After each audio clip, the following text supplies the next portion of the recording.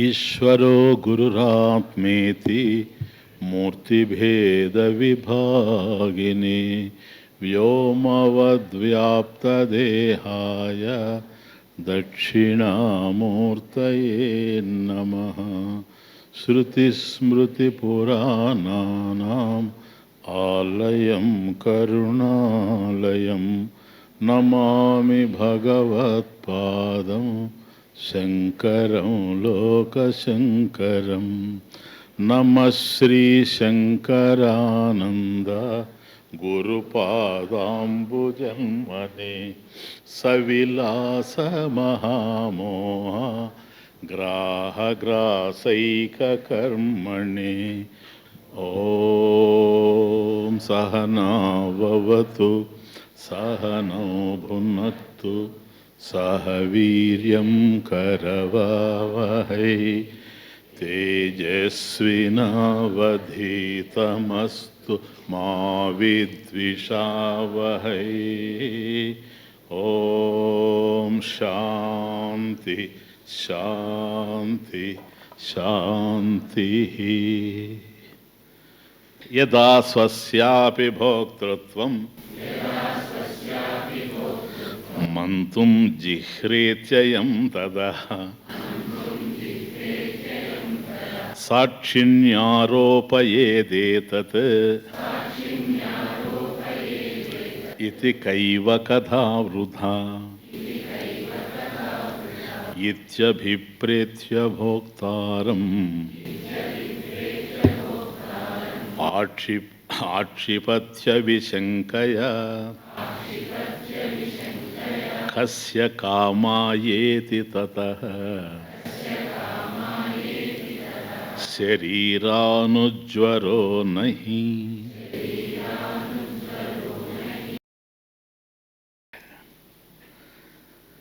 యథా స్వస్యాపి భోక్తృత్వం మంతుం జిహ్రేతి. కనుక ఇంతవరకు స్వస్యాపి అంటే చిదాభాసస్య అపి చిదాభాసస్యాపి, చిదాభాసుడు తానే కర్త తానే భోక్త అని అభిప్రాయపడుతున్నవాడు ఇప్పుడు అట్ ది స్టేజ్ యదా స్వస్యాపి చిదాభాసస్యాపి భోక్తృత్వం మంతుం జిహ్రేతి అంటే దాన్ని ఆలోచించడానికి కూడాను మంతుం, దాన్ని మనసులో అనుకోవడానికి కూడా సిగ్గుపడుతూ ఉన్నాడు. ఎందుకని నేను ఎప్పుడూ కర్తను కాను గనక నేను భోక్తను కూడా కాను కదా, ఇంతకాలం నేను భోక్త అనుకుంటూ ఉన్నానని భోక్తారం ఆక్షిపతి అభిశంకయ నిస్సందేహంగా. కాబట్టి యథా స్వస్యాపి భోక్తృత్వం మంతుం జిహ్రేతి ఒకటి.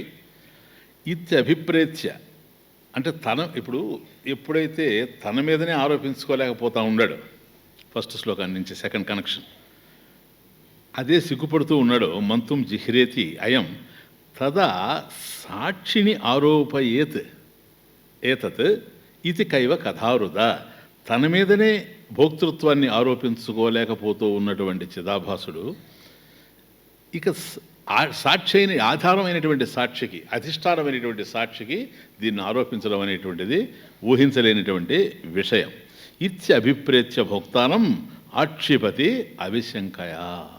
అక్షిపతి కాబట్టి ఈ విధంగా భోక్తని శాస్త్రం నిర్దేశించడం జరిగిన తరువాత నిరాకరించడం కూడా జరిగిపోయింది. ఏమని నిరాకరించడం జరిగింది? సాక్షి భోక్త కాదు, చిదాభాసుడు అది చిదాభాసుడు కూడా భోక్త కాదు. కాబట్టి భోక్త అనేటువంటిది సంపూర్ణంగా నిషేధింపబడింది. ఎందువల్ల అట్లా కావచ్చింది అని అంటే, చిదాభాసుడు ఇంతవరకు మనం అర్థం చేసుకుంటూ వచ్చిన దానికి ఇక్కడ శాస్త్రం మలుపు తిరిగిన దానికి చాలా తేడా ఉంది. అంటే చిదాభాసుడు అసత్యం అని తేలిపోయింది. మిథ్య అంటూ అర్థం చేసుకుంటూ వచ్చాం.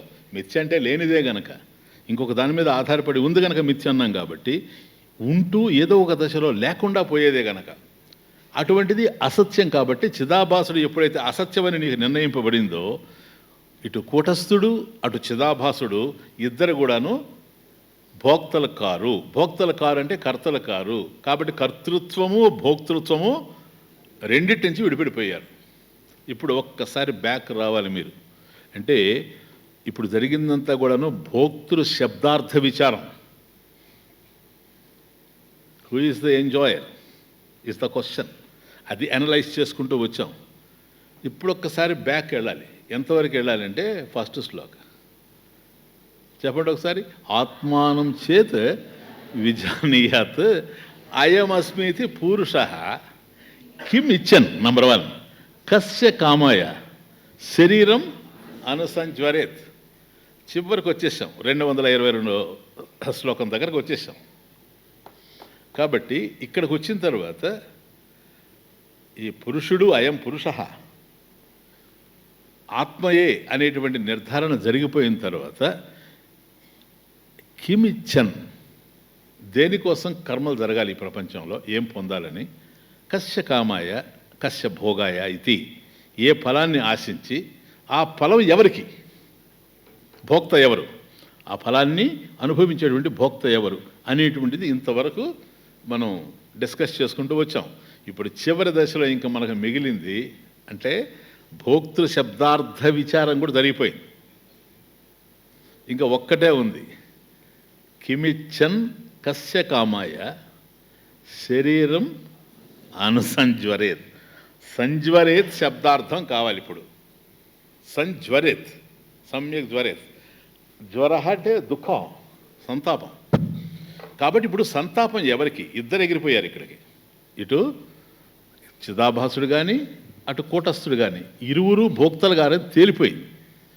ఇప్పుడు శరీరం ఎవరికి, అసలు తాపం ఎవరికి, అది అనేది ప్రధానంగా కావాలి ఇప్పుడు. శరీరం అనుసంజ్వరేత్. కాబట్టి సంజ్వరేత్ అనేటువంటిది శబ్దార్థం కావాలా. భోక్తృ శబ్దార్థ విచారం జరిగిపోయింది. ఇక చివరిది ఉంది, టెక్స్ట్ కూడా పూర్తి కావస్తూ ఉంది కనుక ఇప్పుడు సంజ్వరేత్ శబ్దార్థ విచారం. కిమిచ్చన్ కస్య కామాయ కస్య భోగాయ. కాబట్టి వాళ్ళిద్దరూ ఎప్పుడైతే లేరో వాళ్ళని వదిలిపెట్టిన తర్వాత శరీరం అనుసంజ్వరేత్. కొద్ది జాగ్రత్తగా అర్థం చేసుకోండి. కాబట్టి శరీరము అనేటువంటి దాన్ని తీసుకొచ్చినప్పుడు, శరీరము అంటే శరీర తాపం, దానికి సంబంధించినటువంటి పదాలు కూడాను ఉపయోగించడం జరుగుతుంది. సంజ్వరేత్, జ్వరహ దుఃఖం, జ్వరహ బాధ, జ్వరహ సంతాపం. అసలు భోక్తే లేనప్పుడు శరీరం ఎక్కడుంది? శరీరమే లేనప్పుడు శరీరానికి తాపం ఎక్కడి నుంచి వచ్చింది? తాపమే లేనప్పుడు సంతాపం ఎక్కడి నుంచి వచ్చింది? సంజ్వరేత్ శబ్దార్థం అది. కాబట్టి ఎప్పుడైతే శరీరం అనుసంజ్వరేత్, సంజ్వరేత్ అనేటువంటి శబ్దాన్ని తీసుకొచ్చాడో ఇక్కడ ఈ పదాలు మనకు శరీరాన్ని గుర్తు చేస్తూ ఉన్నాయి. తమాషా చూడండి, శరీరాన్ని గుర్తు చేస్తున్నాయి. శరీరము అని ఎప్పుడైతే మనం అన్నామో వెంటనే ఒక్క శరీరం తెలిసి రావడం లేదు, 3 శరీరాలు తెలిసి వస్తున్నాయి. శరీరత్రయం అర్థమవుతున్నాయి. స్థూల సూక్ష్మ కారణ శరీరాలు తెలిసి వస్తున్నాయి. శరీరం అనుసంజ్వరేత్. ఇప్పుడు మళ్ళీ ఈ కోణంలో చూడాలి మీరు. శరీరాన్ని బాధ పెట్టుకోవాల్సిన అవసరం ఏముంది అని అన్నప్పుడు బాధ ఉందా లేదా వేరే విషయం. శరీరం ఉందా?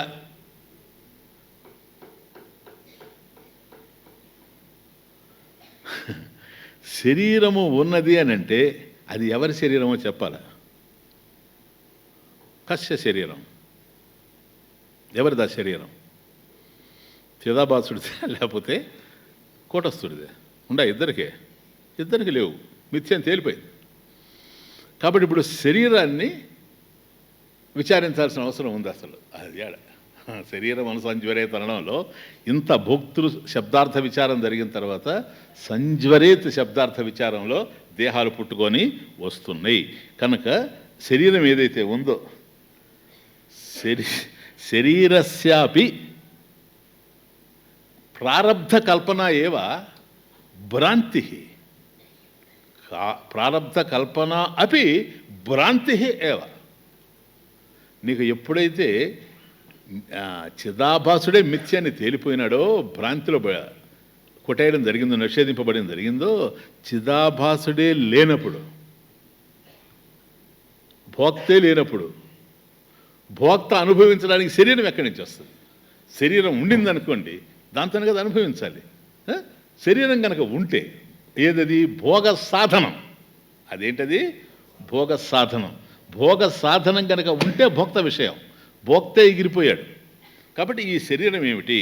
కాబట్టి శరీరస్య అపి, ఎట్లాగైతే వాళ్ళిద్దరి విషయంలో కూటస్థుడేమో సత్యస్వరూపంగాను, చిదాభాసుడేమో మిథ్యారూపంగాను, లేనివాడుగాను తెలిసిపోయింది కనుక ఇక శరీరం ఏమిటంటే శరీరస్యాపి ప్రారబ్ధ కల్పన భ్రాంతి ఏవా.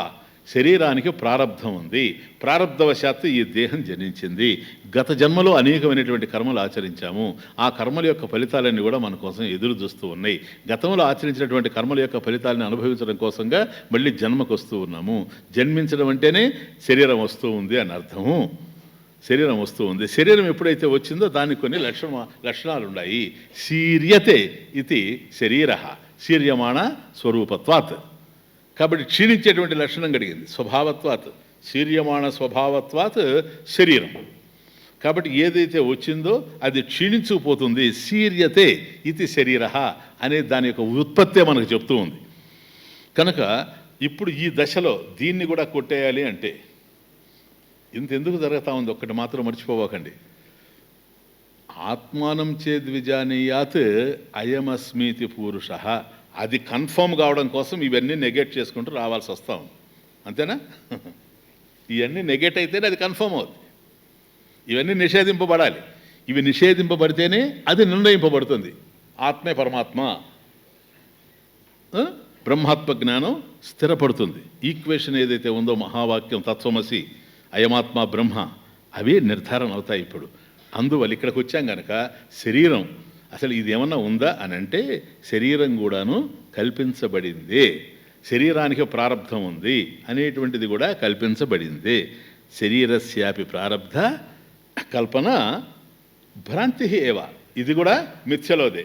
ఎప్పుడైతే భోక్త మిథ్యలో ఉండాడో భోగ సాధనం కూడా మిథ్యలోనే ఉన్నది. రౌతు ఎప్పుడైతే కల్లో ఉండాడో గుర్రం కూడా కల్లోనే ఉంది. క్లియరా? కాబట్టి రౌతు ఏది గుర్రం తోలేటువంటి వాడు కలలో కనిపించాడు అప్పుడు స్వప్నంలో. అక్కడ వాడు మాత్రం ఇక్కడికి వచ్చిన తర్వాత రౌతు కాకుండా పోతూ ఉంటే గుర్రం ఇక్కడికి పరిగెత్తుకుంటూ వచ్చే అవకాశం లేదు. రౌతు ఎప్పుడైతే నిషేధింపబడ్డాడో మేలుకున్న తర్వాత స్వప్నంలో ఉన్నటువంటి రౌతు నిషేధింపబడిన తర్వాత ఆటోమేటిక్గా గుర్రం కూడా నిషేధింపబడింది. సింపుల్, అర్థమైందా? ఇప్పుడు సేమ్ ఇక్కడ కూడాను భోక్తను ఎప్పుడైతే నిషేధించడం జరిగిందో భోగ సాధనమైనటువంటి దేహం కూడా పోవాలి. పోయిందనుకో ఇంక శరీరానికి తాపం అనే ప్రశ్న లేదు. ఇది కల్పించబడింది, సూపర్ ఇంపోజిషన్. ఇది కూడా అధ్యాస. దీన్ని చక్కగా అర్థం చేసుకుంటూ మనం ముందుకు పోవాలి. కాబట్టి శరీరాన్ని గురించి విచారం ప్రారంభం చేస్తున్నాడు కనుక స్థూలం సూక్ష్మం కారణంచ శరీరం త్రివిధం స్మృతం అవశ్యం త్రివిధోస్త్యేవ తత్ర తత్రోచితో జ్వరః. స్థూలం అంటే స్థూల శరీరం, సూక్ష్మం సూక్ష్మ శరీరం, కారణం మరియు కారణ శరీరం.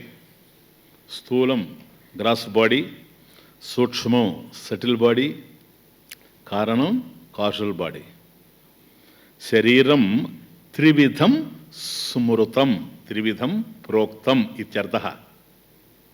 త్రివిధం స్మృతం, మూడు విధాలుగా దీన్ని చెబుతూ ఉండారు. స్థూల శరీరం అని, సూక్ష్మ శరీరం అని, కారణ శరీరం అని. సరే, ఇవన్నీ మనకు తెలుసు. కానీ ఇక్కడ అది కాదు కదా, నిషేధం ప్రధానం. ప్లీజ్, అవశ్యం త్రివిధోస్త్యేవ తత్ర తత్రోచితో జ్వరః. తత్ర తత్ర తత్ర తత్ర తత్ర తత్ర శరీరే, అది ఆయా శరీరాలలో. తత్ర తత్ర అంటే స్థూల దేహంలో, సూక్ష్మదేహంలో, కారణదేహంలో. తత్ర తత్ర తత్ర తత్ర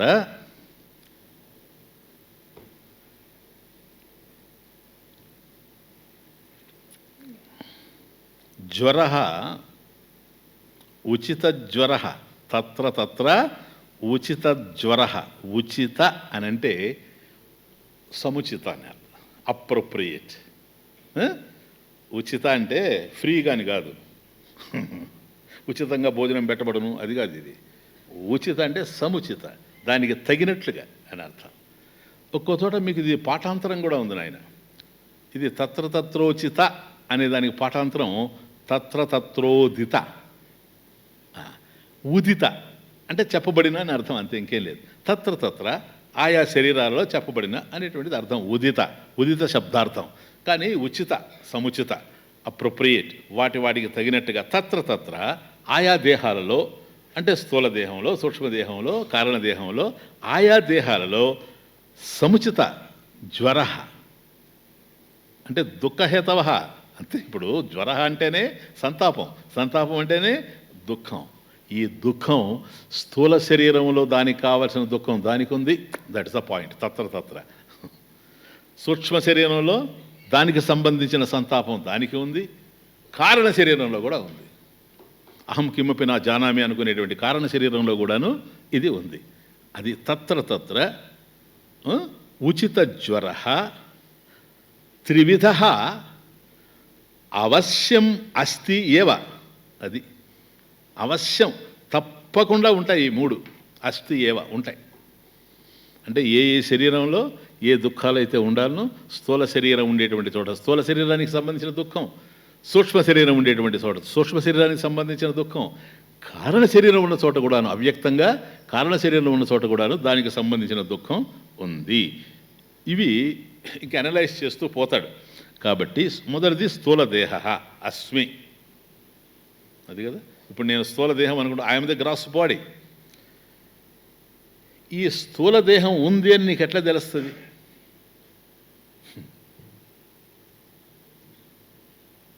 దేహం కనపడుతుంది కనుకనా. ఇప్పుడు ఒక మనిషి అక్కడ పడుకొని ఉన్నాడు. ఎవరండి పడుకొని ఉండేది? ఆ మనిషి పడుకొని ఉన్నాడండి అంటాడు. ఉండాడనే కదా దాని అర్థం. పడుకొని ఉన్నాడు, ఉన్నాడు అంటే హీఈస్ దేర్, ప్రెజెంట్ టెన్స్. అవునా? అంతేనా? శవం అయి ఉంటుంది, చచ్చిపోయి ఉంటే వాడు. అండర్స్టాండ్? కాబట్టి దేహం ఉండడమే కాదు, స్థూల దేహోస్మి, నేను స్థూల దేహం అని చెప్పినప్పుడు దేహ అంటే ప్రాణధారి దేహ, వాడు ప్రాణాన్ని ధరించి ఉండాలి.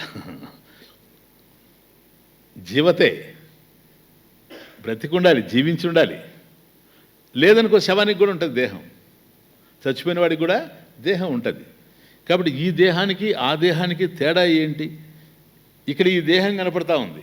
ఇప్పుడు నేను మాట్లాడుతున్నా, నా దేహం మీకు కనపడతా ఉంది. ఇందులో సూక్ష్మ శరీరం ఉంది. చెబుతా అది ఎట్లాగో. నేను మాట్లాడటమే సూక్ష్మ శరీరం ఉందని అర్థం. సపోజ్ సూక్ష్మ శరీరం లేదనుకోండి, ఆ శవంలాగా పడి ఉంటా. అందువల్ల సూక్ష్మ శరీరాన్ని లింగ శరీరం అని కూడా అంటారు.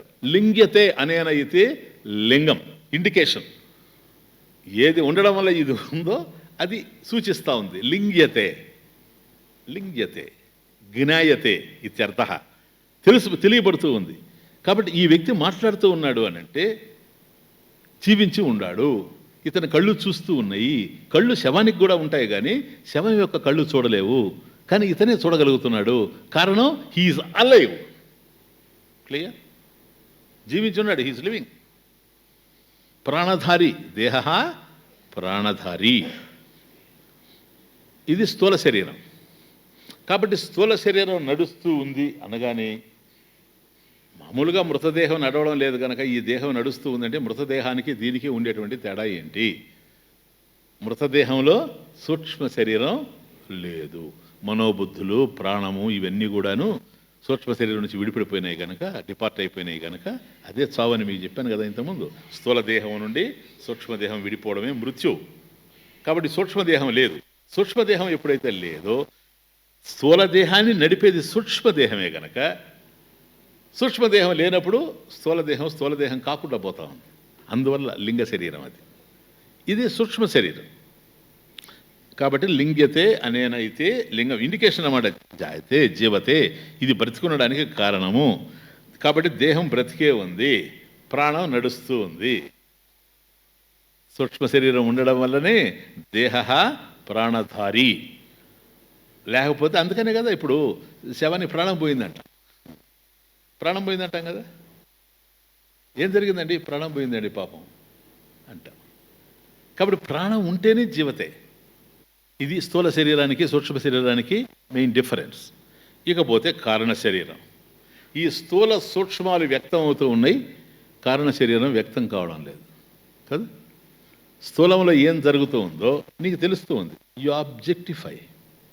ఓకే, అట్లాగే సూక్ష్మ శరీరం ద్వారా ఏ స్వప్నావస్థ నీకు తెలుస్తూ ఉందో అది కేవలం నీకే పరిమితమైంది అయినా కూడాను నీ స్వప్నంలో ఉండేటువంటి దృశ్యములన్నీ కూడాను నీకు అర్థమవుతూ ఉన్నాయి, నువ్వు చూచేవాడివిగా ఉన్నావు అక్కడ. కాబట్టి జాగ్రత్త అవస్థలో ఈ ప్రపంచాన్ని ఏ విధంగా అయితే తెలుసుకుంటూ ఉన్నావో స్వప్నావస్థలో స్వప్నే సజీవ సుఖ దుఃఖ భోక్త స్వమాయయా కల్పిత జీవలోకే నీకు నీవుగా తయారు చేసుకున్నటువంటి స్వప్న ప్రపంచాన్ని కలని నువ్వు అనుభవించడం జరుగుతుంది. అది స్వప్న ప్రపంచం, అది సూక్ష్మదేహం. సూక్ష్మదేహంలో సూక్ష్మదేహమే ఉంది, స్థూల దేహంలో స్థూల సూక్ష్మాలు రెండు ఉన్నాయి. అది ఉంటేనే కదులుతుంది, దట్స్ ద పాయింట్. ఇక్కడ రెండు ఉన్నాయి, అక్కడ మాత్రం ఒక్కటే తెలుస్తూ ఉంది. ఎందుకని ఈ స్థూల దేహానికి సంబంధించి ఏది అర్థం కావడం లేదు కనుక. ఒక పువ్వు తీసుకెళ్ళి, ఒక గులాబీ పువ్వు తీసుకెళ్ళి నిద్రపోయేవాడు ముక్కు దగ్గర పెడితే వాడికి వాసన రాదు. అట్లని వాడు వాసన చూడకుండా లేడు, గాలి పీల్చుకొని వదులుతున్నాడు కదా, అంటున్నాడు కదా. అసలు మామూలు వాడికన్నా ఎక్కువగా పీల్చేది వాడు నిద్రపోయేవాడే. నిద్రపోవడంలో గాలి పీల్చడం కన్నా రెండో పని లేదు, సరేనా అంటూ ఉన్నాడు కదా. మరి అంతగా గాలి పీల్చేటప్పుడు ఈ సువాసన వాడికి ఎందుకు అందడం లేదు? ఈ దేహానికి సంబంధించిన వ్యవహారం, ఇది యాబ్సెంట్. అక్కడ వేరేదేదో వాసన చూస్తున్నాడు, ఇంకో పుష్పాన్ని లేదు భోంచేస్తూ ఉండాడు, దానికి దీనికి సంబంధం లేదు. ఇవి స్థూల సూక్ష్మాలు కనుక ఈ రెండు వ్యక్తం అవుతూ ఉన్నాయి, ఇవి వ్యక్తం అవుతూ ఉన్నాయి. కానీ సుషుప్తి మాత్రం వ్యక్తం కావడం లేదు.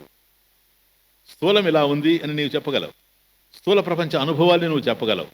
సూక్ష్మదేహం కళ ఏ విధంగా అయితే ఉంది, స్వప్నాన్ని గురించి నువ్వు చెప్పగలవు. స్వప్నానుభూతుల్ని స్వప్నానుభవాల్ని నువ్వు వ్యక్తం చేస్తూ ఉన్నావు, కానీ సుషుప్తిని మాత్రం వ్యక్తం చేయడానికి సుషుప్తి నీకు వ్యక్తం కావడం లేదు. నీకు అది దృశ్యం కాదని అర్థం. వ్యక్తం కావడం లేదంటే it is not the object of your perception. ఎప్పుడు నీకు ఆబ్జెక్ట్ అవుతుంది పర్సెప్షన్ కంటే ఇంద్రియాలుగా తెలియాలి, అది ఇంకేం లేదు. నీకు ఇంద్రియాలకి తెలియాలి లేదా మనసుకు తెలియాలి, ఇంతే లేదు. ఇంద్రియాలు జ్ఞానేంద్రియాల కన్నా తెలియాలి, మనసు కన్నా తెలియాలి. కాబట్టి జ్ఞానేంద్రియాలకి మనసుకు కలిపి జాగ్రత్త అవస్థలో తెలుస్తూ ఉంది. స్వప్నావస్థకు వచ్చినప్పుడు ఇంద్రియాలు పనిచేయడం లేదు కనుక, స్థూల దేహానికి సంబంధించినవి కనుక కేవలం మనసుతోనే నీవు కల్పించినటువంటి ప్రపంచం నీకు అర్థమవుతాం. సుషుప్తికి వచ్చేటప్పటికి అటు ఇంద్రియాలు లేవు, ఇటు మనస్సు లేదు, అందుకని అవ్యక్తంగా ఉంది. ఇది మూడు శరీరాలు, స్థూల సూక్ష్మ కారణ. ఇప్పుడు ఇవి నువ్వు కావని తేలాలి, అది వ్యవహారం. చూడండి అంత పెద్ద విషయం. ఇప్పుడు మనకు తెలిసిందంతా ఏంటి? మన ప్రస్తుత జ్ఞానం అంటే ఇవి తప్ప నేనేది కాదని. ఇప్పుడు మనకు తెలియాల్సింది ఏంటంటే నువ్వు ఏదన్నా కానీ ఈ మూడు మాత్రం కాదు. ఇది శృత్యా శాస్త్రీయంగా దీన్ని మనం నిషేధించుకుంటూ పోవాల్సిన అవసరం ఉంది కనుక ఏదైనా ఒక దాన్ని నిషేధించాలంటే అది ఏంటో ముందు మనకు తెలిసి ఉండాలి. అర్థమవుతుంది? ఎదుటి వ్యక్తిని ఓడించాలి అనుకున్నాం అనుకోండి, ఆ ఎదుటి వ్యక్తికి సంబంధించిన శక్తి ముందు మనకు అర్థమై ఉండాలి, అతను ఎలాంటి వాడని. అట్లాగే దీన్ని నిర్మూలించాలనుకుంటున్నాం, శరీర త్రయాన్ని నిర్మూలించాలంటే ఈ శరీర త్రయం ఏమిటో ఇంకా కాస్త లోతుగా పోవాల్సిన అవసరం ఉంది. ఎందుకని? నీవు కాని శరీరాన్ని నీవు అంటున్నావు. ఇక్కడ పాయింట్ ఉంది నాయన, నీవు కాని శరీరాన్ని నువ్వు అంటున్నావు. శరీరాలు మూడు కనపడుతున్నాయి, ఆ మూడిట్లో నువ్వు ఏ శరీరము? నేను స్థూలమండి అన్నావు అనుకో, సూక్ష్మం నువ్వు కాదని అర్థం, అంతేనా? నేను సూక్ష్మం అన్నావు అనుకో, కారణం నువ్వు కాదని అర్థం. నేను మూడు అని అన్నావు అనుకో, ఏది కాదని అర్థం. ఒకడు 3 అయ్యే అవకాశం లేదు కనుక. చూసారా? కాబట్టి మూడింటిని కలిపి ఆ 3 నేను అని అనలా మనం. ఒక్కొక్క చోట ఒక్కొక్క మిస్టేక్ చేస్తూ వచ్చాం. This is the point. స్థూలదేహం ఐడెంటిఫై అయినప్పుడు నేను స్థూలదేహం అన్నాం, స్థూలోహం. సూక్ష్మదేహం దగ్గరకు వచ్చినప్పుడు అక్కడ నేను మనసు అంటున్నాం మళ్ళీ. అర్థమవుతుంది? ఒక్కొక్క దశలో ఒక్కొక్క విధంగా కమిట్ అయిపోయాం దోషానికి. ఇది మనం ఆపాదించుకున్నదే, మనం తగిలించుకున్నదే. మనం తగిలించుకున్న దాన్నే మనం తొలగించుకోవాలి. ఇప్పుడు టోటల్గా రిమూవ్ చేయడానికి, 3 స్థాయిల్లో నిషేధించడానికి 3 స్థాయిల్లో కలిపి చేయలేదు ఈ దోషం. ఒక్కొక్క స్థాయిలో చేసుకుంటూ వచ్చాం. అది పాయింట్. ఒక్కొక్క స్థాయిలో కదా చేశాం, ఒక్కొక్క స్థాయిలోనే వాటిని తొలగించుకుంటూ పోవాలి. ఇది శాస్త్రీయ అవగాహన, వెరీ ఇంపార్టెంట్. వాతపిత్త శ్లేష్మజన్య వ్యాధయ కోటిశస్తనౌ దుర్గంధిత్వ కురూపత్వ దాహభంగాదయస్తథా. This is physical body, gross body, స్థూల శరీర.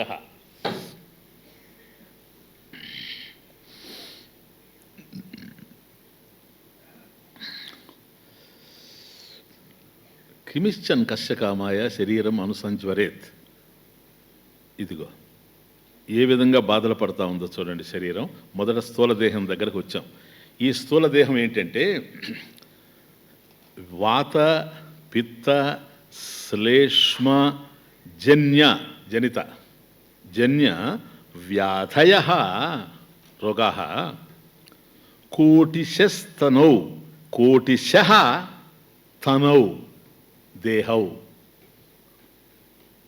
తనౌ అంటే శరీరం. వాత పిత్త శ్లేష్మ జన్య వ్యాధయ కోటిశ తనౌ అంటే తనౌ శరీరే సంతి. తనౌ సంతి కోటిశ సంతి. అది కుత్ర సంతి అని వస్తుంది. ఇప్పుడు వ్యాధయ కోటి వ్యాధులు అంటే అసంఖ్యాకమైనటువంటి వ్యాధులు ఉన్నాయి, రోగాలు ఉన్నాయి. కుత్ర సంతి అవి ఎక్కడున్నాయ్యా? స్థూల శరీరే సంతి. అంతేకేడే స్థూల శరీరే సంతి. ఇక ఈ స్థూల శరీరం ఏంటి అంటే ఎట్లా అనుసంజ్వరేత్. వాత పిత్త శ్లేష్మ. ఆయుర్వేదిక్ సిస్టమ్ ఆఫ్ మెడిసిన్, సరేనా? Ayurvedic system of medicine. ఇప్పుడు దేహం కదా, దేహానికి బాధ వచ్చింది కదా, సంజ్వరేత్. జ్వర అంటే బాధ, దుఃఖం, సంతాపం. శరీరానికి దుఃఖం వస్తూ ఉంది కనుక ఒకటి హేతు ఏంటి? శరీరానికి దుఃఖం ఎందుకు వచ్చింది? First point. దేనివల్ల వచ్చింది? దుఃఖ నివారణ ఏంటి? ఈ రెండింటిని తెలియజేసేటువంటిది వైద్యశాస్త్రం. కానీ విద్యారణ్య స్వామి వేదాంత పంచదశ రాసేటువంటి రోజుల్లో ఇప్పటికీ, అంటే ఆయన 14వ శతాబ్దంలో రాశాడు కనుక అప్పటికి there was only 1 medicine available ఇక్కడ. ఇంకేం లేదు, ఒకటే ఓన్లీ 1 సిస్టమ్ ఆఫ్ మెడిసిన్. ఆయుర్వేదమే ఉండింది. ఎందుకంటే ఆయుర్వేదం వేదంలోదే గనక, ఉపాంగాల్లో వస్తుంది కనుక ఆయుర్వేదమే ఉండింది. కాబట్టి ఇది ఆయుర్వేదంలో నుంచే చెప్తున్నాడు కనుక సర్వ రోగాలకి కారణం ఈ 3: వాత పిత్త శ్లేష్మ. వీటిని ఆయుర్వేద శాస్త్రంలో బసవరాజీయం అనేటువంటి గ్రంథం ఒకటి ఉంటుంది. బసవరాజీయం దాని పేరు. అది ఆయుర్వేద గ్రంథం. బసవరాజీయం పూర్ణంగా ఉంటుంది దాంట్లో అంతా. అసలు ఎవడు బసవరాజీయం చదవకుండా ఆయుర్వేద డాక్టర్ కాలేడు. అయ్యాడంటే ఏదో డాక్టర్. అర్థమవుతుంది? ఆ బసవరాజీయంలో త్రిదోషములు అని చెప్తాడు. ఫస్ట్ ఎత్తుకోవడమే. మనం దోషరహితంగా తోషంగా ఉండాలంటే, తోషం అంటే సంతోషంగా ఉండాలంటే దోషం లేకుండా ఉండాలి. ఆ దోషాలు ఎక్కడి నుంచి బయలుదేరి, ఇప్పుడు దేహస్థాయిలో మాట్లాడుతున్నాం. ఇది స్థూలదేహం నుంచి. స్థూలదేహంలో నీకు ఏ జ్వరం సంజ్వరేత్, ఏ జ్వరం లేకుండా, దుఃఖం లేకుండా, సంతాపం లేకుండా ఉండాలంటే స్థూలదేహంలో దోషరహితంగా ఉండాలి. స్థూలదేహం దోషరహితంగా ఉండాలి, ఫ్రీ ఫ్రమ్ డిఫెక్ట్స్. ఏం దోషాలండి? త్రిదోషాలు. ఏం దోషాలు? త్రిదోషాలు: వాత, పిత్త, శ్లేష్మ. దేంట్లో నుంచి అయినా పుట్టచ్చు వ్యాధి. ఈ మూడిట్లో కలిపి పుట్టాలని ఏం లేదు, సాంబార్ కాదు అది, దేనికి అది సపరేట్ కర్రీ.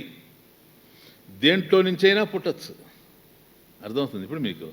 వాతంలో నుంచే రావచ్చు, పిత్తంలో నుంచే రావచ్చు, అదే పైత్యం లేదు. శ్లేష్మం అంటే కఫం, ఫ్లమ్, దాంట్లో నుంచి రావచ్చు. ఈ మూడిట్లో ఎక్కడి నుంచి అయినా రావచ్చు. ఇప్పుడు మీరు దీన్ని ఇంతవరకు యాక్సెప్ట్ చేసేయండి, బెటర్. దీనివల్ల ఏం తెలియలేదు, మీరు నేను కలిసి ఏమి వైద్యశాస్త్రం పెట్టబోము, హాస్పిటల్ పెట్టము, ఎవరిని చంపబోము. కానీ ఎందుకంటే స్వామీజీ అని మళ్ళీ యునాని, ఆలోపతి, హోమియోపతి, న్యాచురోపతి అని తేపాకండి.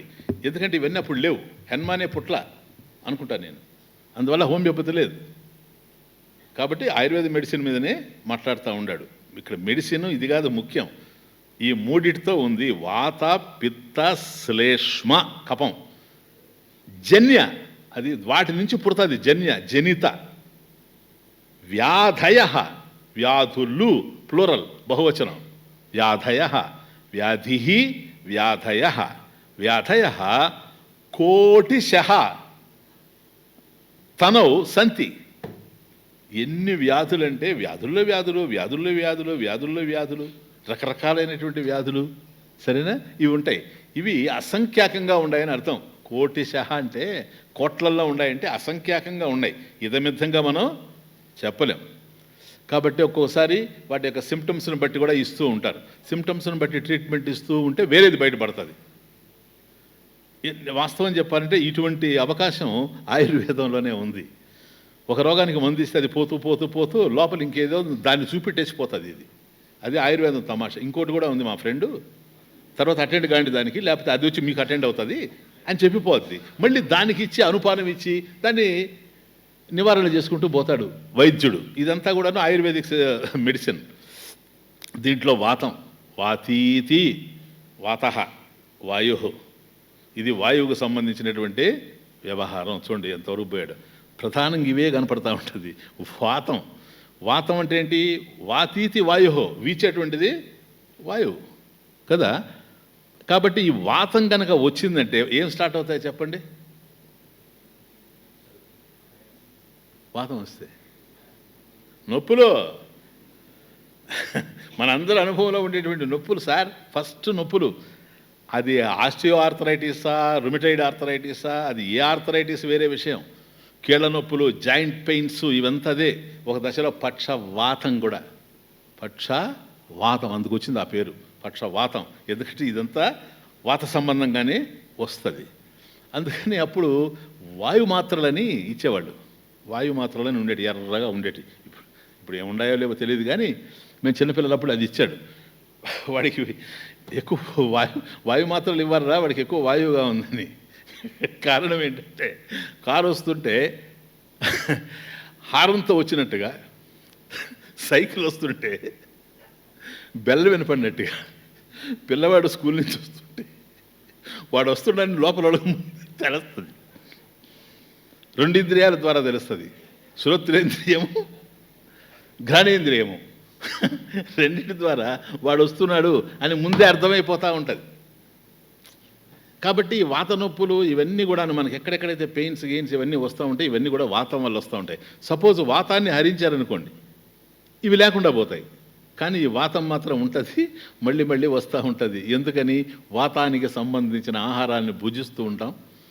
ఇదొక ట్రిక్ సృష్టిలో. ఏవి మనకు అనారోగ్యం తెచ్చిపెడతాయో అవి రుచికరంగా ఉంటాయి. క్యా బాత్ హాయ్, అర్థమైందే? నాయన నువ్వు ఇది తిన్నాయినా, మునగాకు తిన్నాయినా మంచిదని చెప్పాడు అనుకో. ఆకులే మేమేమన్నా మేకలటగా ఏంది ఇది, అది బంగాళాదుంప అయితే. కానీ బంగాళాదుంప తిను శుభ్రంగా మధ్యాహ్నం, ఇంకా సాయంత్రం చూసుకో, ఏమన్నా ఉంటుంది పరిస్థితి. అర్థం కాలే? ఇదంతా వాతానికి సంబంధించిన వ్యవహారం. నెక్స్ట్ పిత్త, ఇది పైత్యం నాయన, ఇది జీర్ణక్రియకు సంబంధించింది పైత్యం. అందుకని మీరు చూడండి, ఎవడన్నా ఏదంటే అది మాట్లాడుతూ ఉన్నాడు అనుకోండి, తలా తోక లేకుండా, వాడు ఏంద్రా పైత్యకారి పైత్యకారంటే వాడికి పైత్యం పట్టింది, వాడు ఏదేదో మాట్లాడుతూ ఉన్నాడు. కారణం ఏంటో తెలుసా? అట్లాగే ఉంటుంది, పైత్యం ఎక్కువైపోతే అట్లాగే ఉంటుంది. వాడు పైత్యం పట్టిందని వాడు ఏదేదో మాట్లాడతాడు. ఇది పూర్వపు రోజులు ఇంకో తమాష ఉంది, వాడికి వేదాంత పైత్యం పట్టింది. ఎందుకంటే అదే మాట్లాడుతూ ఉండాడని. కాబట్టి పైత్యం వచ్చిన తర్వాత ఇది పిత్త స్వభావం, పిత్త స్వభావ పైత్యం. అది వచ్చిన తర్వాత అంటే లోపలంతా గడబడ గడబడ గడబడ గడబడ ఉంటుంది పైత్యం అంటే. అందుకని వాడు ఏం మాట్లాడుతూ ఉన్నాడో తెలియదు, అది పైత్యం. దీనికి కూడా ఉంది మెడిసిన్ ఆయుర్వేదంలో, నాకు తెలిసి పైత్యాంతకం అని ఎక్సలెంట్ మెడిసిన్. పైత్యాంతకం బాగుంటుంది, పులుపుగా రకరకాలుగా ఉంటుంది దాంట్లో. అది తగ్గిస్తుంది పైత్యాన్ని.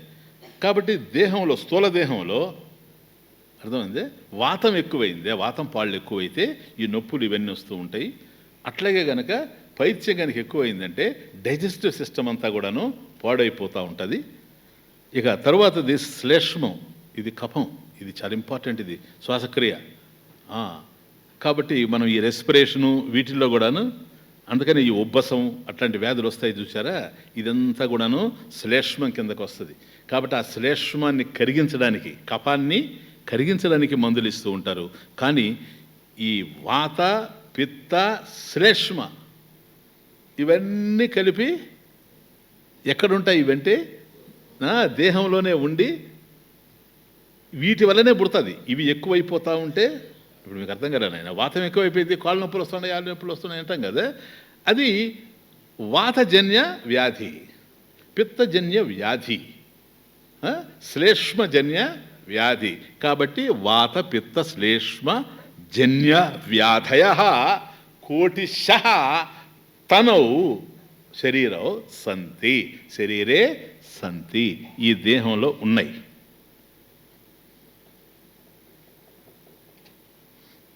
అంతటితోన పోయిందే దేహం? లే. దుర్గంధిత్వ కురూపత్వ, చూడండి, ఇవి ఉన్నాయి కనుక వాత, పిత్త, కఫాలు ఉన్నాయి కాబట్టి ఇవి రోగాలకి ప్రధాన కారణాలుగా ఉన్నాయి కనుక శరీరం అనుసంజ్వరేత్. అది ఆడ పాయింట్, అదే శరీర జ్వరమే, తాపమే ప్రధానమైనటువంటి విషయం. వీటి వల్ల పుడతా ఉంది. ఒక అనాలిసిస్ ఇది. ఆదయ దుర్గంధిత్వ కురూపత్వ దాహ భంగాదయ. చూడండి, దుర్గంధిత్వ. ఇకపోతే దీంట్లో ఏమేమి ఉన్నాయని చూసుకుంటా వస్తూ ఉంటే దుర్గంధం, ఫౌల్ స్మెల్. అందుకనే కదా ఆయుర్వేదంలో, అంటే ఆయుర్వేద మెడిసిన్ పోతా ఉంది కనుక దాని మీద మాట్లాడుతూ ఉన్నాను. ఏ గాలికా చాప నేను. దుర్గంధిత్వ, నేను దుర్గంధత్వ అన్నది కదా, దుర్గంధిత్వ కురూపత్వ. కాబట్టి దుర్గంధిత్వ, దుర్గంధం. చూడండి తమాషా, ఆయుర్వేదంలో త్రిభిస్నానం పంచవద్దంత దావనం మాసే మాసే నశ్యం షణ్మాసం ఔనం కుర్యాత్. ఇది బసవరాజయం. అర్థమైంది? అంటే రోజుకి మీరు ఎన్నిసార్లు దోమతారు పళ్ళు? ఇది కూడా అడుగుతావటయ్యా. ఎన్నిసార్లు స్నానం చేస్తారు? కనీసం 3 సార్లు స్నానం చేయమన్నది. ఆరోగ్యంగా ఉండాలనుకుంటే. వైద్యానాం కిం ప్రయోజనం, ఇవి కనుక చేస్తే వైద్యుడు యొక్క అవసరమే ఉండదు మీకని. కాబట్టి త్రిభిహి స్నానం, 3 సార్లు స్నానం చేయాలి, ఉదయం, మధ్యాహ్నం, సాయంత్రం. 3 సార్లు భోంచేస్తాం కదా, దాని మీద చాలా ఇంట్రెస్ట్ కదా. దానికి ముందు ఇది చేసిపోవాలి, అప్పుడు ఆరోగ్యంగా ఉంటుంది. తినడానికి కూడా బాగుంటుంది ఉత్సాహంగా. త్రిభి స్నానం పంచవద్దంత దావనం. ఇప్పుడు మీరు అంటారు టైం అంతా తీరికిపోయింది. లేలే, ఈ సిస్టమ్ కూడా పెడితే గవర్నమెంట్లో ఎక్సలెంట్ కూడా మీకు ఆఫీసుల్లో. ఎందుకంటే కొద్దిగా ఒక ఫైల్ రాయకముందే బ్రష్ ఎత్తుకొని పోతూ ఉంటారు. నూనె ఉదయాన్నే నిద్ర లేచాం కదా నాయన, అప్పుడు చేస్తారు కదా దంతదావనం. చేస్తారు చేయరా అనుకుంటాం, చేస్తారని. టిఫిన్ చేస్తారా లేదా? అది చేయకపోయినా ఇది చేస్తారు కదా. ఇది చేసిన తర్వాత దంతాల మధ్యలో మనం తిన్నటువంటి పదార్థం అలా ఉండిపోద్ది. ఇవే టాక్సిక్ మ్యాటర్గా తయారయ్యేది. అందువల్ల అవన్నీ కూడా పోవాలంటే ఏం చేయాలి? అది ఉద్దేశం. సరేనా? మళ్ళీ చేయాలి. మళ్ళీ ఒకసారి బ్రష్ చేసేసుకొని పోతే క్లియర్గా ఉంటుంది. అసలు ఇంకా డెంటిస్ట్ దగ్గరకు మీరు పోవాల్సిన అవసరం లేదు. మధ్యాహ్నం భోజనం, అందుకని 5 ఇప్పుడు త్రిభి స్నానం పెట్టి పంచమ దంతధావనం అని ఎందుకన్నాడంటే, ఒక మధ్యాహ్నం వ్యాపారానికి పోతారు, లేదు ఆఫీసులు పోతారు, వచ్చి వెంటనే 2 సార్లు వాళ్ళు చేయలేకపోతారేమో, అప్పుడు ఒకవేళ అప్పుడు మిస్ అయినా కూడాను ఒకసారి చేసిన రాత్రికి వస్తాడు చూసారా, అప్పుడు చేయడం. చివరి పడుకునేటప్పుడు ఉండలే అంటే భోంచేసిన తర్వాత కూడా ఊరుకోడు కదా, తిండి తిని ఎవడు నిద్రపోతాడు. చిరు తిండి, ఫలములు, ఇంట్లో వాళ్ళు చెప్తారు కదా, కాస్త 2 పండ్లు తినండి పడుకోండి, కొద్దిగా పాలు తాగండి పడుకోండి. అన్నీ అయిపోయిన తర్వాత పడుకోబోయే ముందు ఒక్కసారి బ్రష్ చేసేయాలి. అది ఆయుర్వేదిక్ సిస్టమ్. పంచమ దంతధావనం, మాసే మాసే నశ్యం. చూసారా, ఎందుకో తెలుసా, ఈ కఫం, ఈ శ్లేష్మం ఉంది. ఇప్పుడు అందుకని కదా మనం తుమ్ముతా ఉంటాము, ఈ నాసల్ ట్రబుల్ అంతా అదే, దగ్గుతూ ఉంటాము, తుమ్ముతూ ఉంటాము, కారుతూ ఉంటుంది, రన్నింగ్ నోసు. దీనికంతా ఏమిటంటే మాసే మాసే నశ్యం అన్నాడు. అంటే మనం ఎంత శుభ్రం చేసుకుంటూ ఎన్ని చేసుకుంటున్నా ఎక్కడో ఏదో ఉంటుంది, నశ్యం తెలుసు కదా అది. దీన్ని విద్వద్ ఔషధం అని కూడా అన్నాడు. పండితులు సభలో వాడచ్చు అన్నాడు, దేనికి లేదు ఎక్సెప్షన్. అయ్యా పండితులు కదా ఒక అరటిపండు తినండి అని చెప్పలే ఎక్కడ. పండితులు కదా పోని తిరుమల దేవస్థానం లడ్డు తినండి అని చెప్పలే. కానీ దీనికి మాత్రం ఎగ్జంప్షన్ ఉంది. ఎందుకో తెలుసా, వాడు మాట్లాడుతున్నాడు, పండితులు మధ్యలో బ్లాక్ అయిపోతా ఉంది నోసు, ఏం చేయాలా? ఓకే కో. అందువల్ల విద్వద్ ఔషధం. మంచి పండితులు ఉంటారు చూసారా, వాళ్ళకి పెద్ద మెడిసిన్ ఇది అన్నాడు. కాబట్టి మాసే మాసే నశ్యం. అందుకని ఒక్కసారి ఒక మాసం అయిన తర్వాత చాలా బాగున్నట్టుగా ఉంది, ఇంకా మొదలు పెట్టకూడదు. మాసే మాసే, మాసానికి ఒకసారి మాసే మాసే అన్న. ఇంకా ఎంతవరకు పోయిందంటే షణ్మాసం ఔనం కుర్యాత్, 6 నెలలకు ఒకసారి వామిట్ చేసుకోవాలి ఏదో ఒక విధంగా, సరేనా? ఎందుకనంటే అన్ని విధాలుగా మనలో ఉండేటువంటి మాలిన్యాలు పోవడం వేరు, మనం విరోచనం చేసుకున్నప్పుడు ఎట్లాగైతే పోతూ ఉంటుంది అట్లా ఇక్కడ కూడాను వాంతి చేసుకున్నప్పుడు పోయే అవకాశం ఉంది కనుక ఏదన్నా మిగులుంటే వాంతిలో పోద్ది. అందుకని షణ్మాసం ఔనం కుర్యాత్, కనీసం 6 నెలలకు ఒకసారి. భలే ఉండే కదా వింటుంటే మీకు, అంతే. ఇంకా ఆత్మ విషయం వాడేక్కతే ఇవి అయితే బ్రహ్మాండంగా ఎక్కుతాయి, సరేనా? ఇదంతా ఇప్పుడు వీటిల్లో ఎక్కడ నువ్వు కాస్త టైం తీసుకున్నా ఫస్ట్ లక్షణం వచ్చేస్తుంది. స్వామీజీ ఇప్పుడు 2 రోజులు భోంచలేదు అనుకోండి మనిషి, ఏ నష్టం లేదు. 2 రోజులు పళ్ళు దొంగపోతే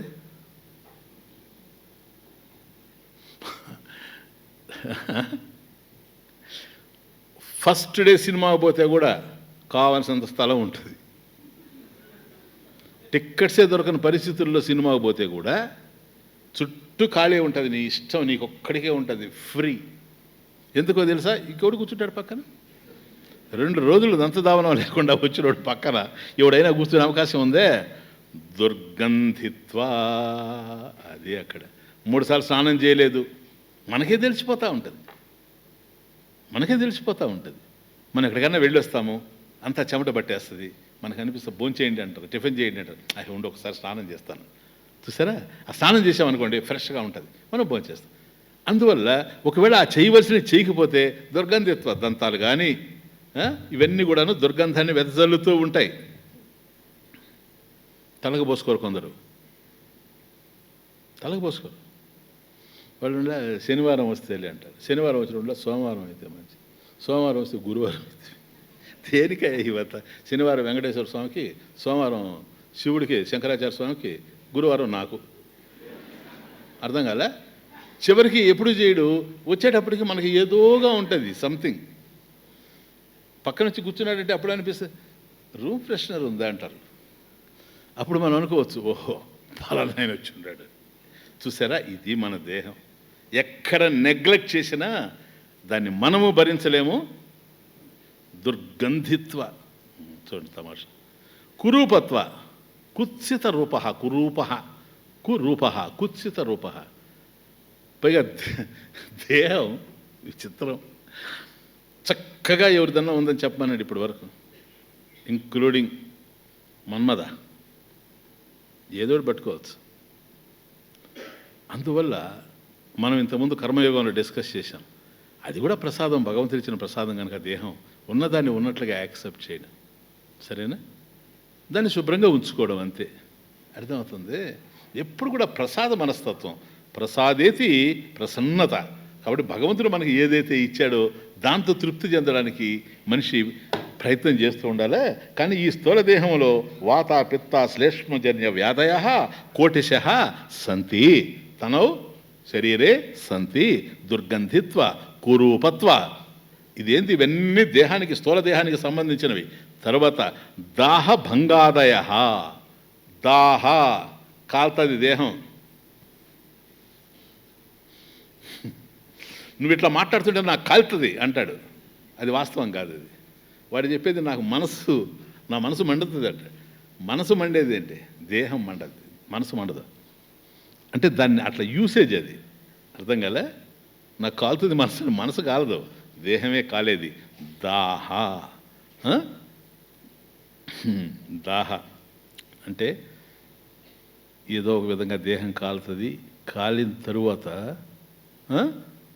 మచ్చలు వదిలేసిపోతుంది, అది మళ్ళీ కురూపత్వం. అర్థం కాలే. అది మనకి ఏదైనా యాసిడ్ కావచ్చు, అగ్ని కావచ్చు, ఏదైనా కావచ్చు, కాలేటువంటి లక్షణం దేహానికే ఉంది కనుక దాహ భంగాదయ. భంగ అంటే విరగడం, ఫ్రాక్చర్స్. ఇప్పుడు యాక్సిడెంట్స్ జరుగుతాయి, కాళ్ళు ఎరుగుతాయి, అంతకుముందు బాగుంటుంది పాపం, సరేనా? ముఖం బాగుంటుంది, యాక్సిడెంట్లో ముఖం చెడిపోతుంది అట్లా, సరేనా? ముక్కు చెడిపోతుంది, చేతులు ఎరిగిపోతాయి, కాళ్ళలో తుంటే ఏదో పోతుంది, నడుస్తూ ఉంటేనే భయంకరంగా ఉంటుంది. ఇది ఒక కురూపత్వం. ఈ కురూపత్వం ఎక్కడి నుంచి వచ్చిందంటే ఆ దేహంలోనే పుడుతుంది. ఎప్పుడైనా యాక్సిడెంట్స్ జరిగితే అది భంగాదయ. ఆదయ ఇంకా ఎట్సెట్రా, ఏదైనా మర్చిపోతే మనం యాడ్ చేసుకోమన్నాడు. ఆదయ అంటే ఎట్సెట్రా. ఏమిటా ఎట్సెట్రా? డెంగ్యూ, చికెన్ గున్యా, ఇవన్నీ కూడా దానికే, ఇంక దేనికి వస్తాయి? సూక్ష్మ శరీరానికి రావు, దీనికే వస్తాయి. ఇవన్నీ కలిసి ఆదయ భంగాదయ ఇది. వాత పిత్త శ్లేష్మజన్య వ్యాధయ కోటిశ తనౌ సంతి దుర్గంధిత్వ కురూపత్వ దాహ భంగ ఆదయ తథా. దిస్ ఈజ్ స్థూల శరీరం. ఇది ఇదంతా ఇంత రామాయణం ఎందుకంటే దీని మీద, ఇది నువ్వు కాదని తెలుసుకోవడానికి. ఇది చిదాభాసుడికి లేదు, కూటస్థుడికి లేదు, నీకు లేదు. ఎందుకని? నువ్వు చిదాభాసుడు కాదు, నువ్వు కూటస్థుడివి. చిదాభాసుడు కాదు కనుక చిదాభాసుడికి లేదు కనుక నీకు లేదు, కూటస్థుడివి కనుక కూటస్థుడికి లేదు కనుక అంతే. That's all. ఇవి లేవు, సరేనా? వీటి నుంచి విడిపడి ఉండే తత్వం నీకుంది. కూటస్థ చైతన్యం ఎట్లా ఉందో నువ్వు అట్లాగే ఉన్నావు. All right. ఇప్పుడు లింగదేహ ప్రాప్త. ఎప్పుడైతే స్థూల శరీరం మనకు తెలిసిపోయిందో, ఇప్పుడు ఇవన్నీ జరిగిన తర్వాత మనకి ఏమర్థమవుతా ఉంది? అది వాతం కానీ, పిత్తం కానీ, పైత్యం కానీ, శ్లేష్మం కానీ, కఫం, ఇవన్నిటి వల్ల దేహం నడుస్తూ ఉందంటే వీటిని నడిపించేటువంటిది, జడమైనటువంటి ఈ దేహాన్ని నడిపించేటువంటి సూక్ష్మదేహం ఉంది అని మనకు స్థూల దేహాన్ని బట్టి అర్థమవుతుంది. కాబట్టి స్థూల దేహం ఉంది అంటే కనపడుతూ ఉంది కనుక జీవతే, ప్రాణధారి, ప్రాణంతో ఉంది కనుక స్థూల దేహం ఉందని చెబుతున్నావు. సూక్ష్మదేహం ఉంది అనడానికి స్థూల దేహం ఉండడమే, అది జీవించి ఉండడమే, అది చలించడమే కారణమైంది.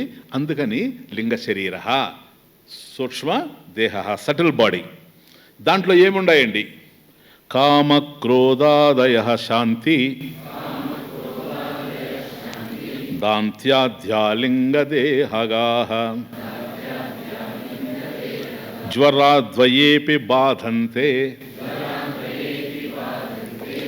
ప్రాప్త్యా నరం క్రమాత్.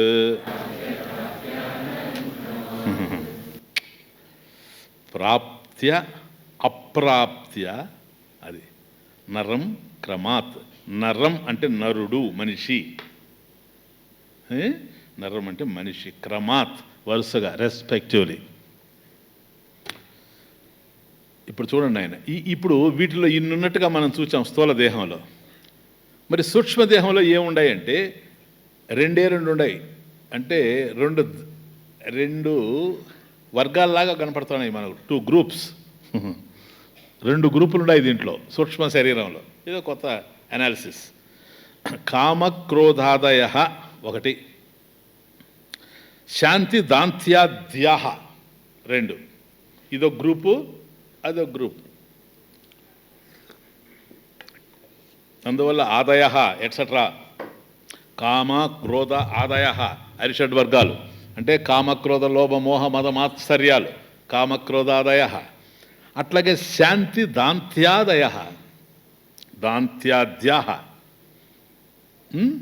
అంటే శమదమాదులు.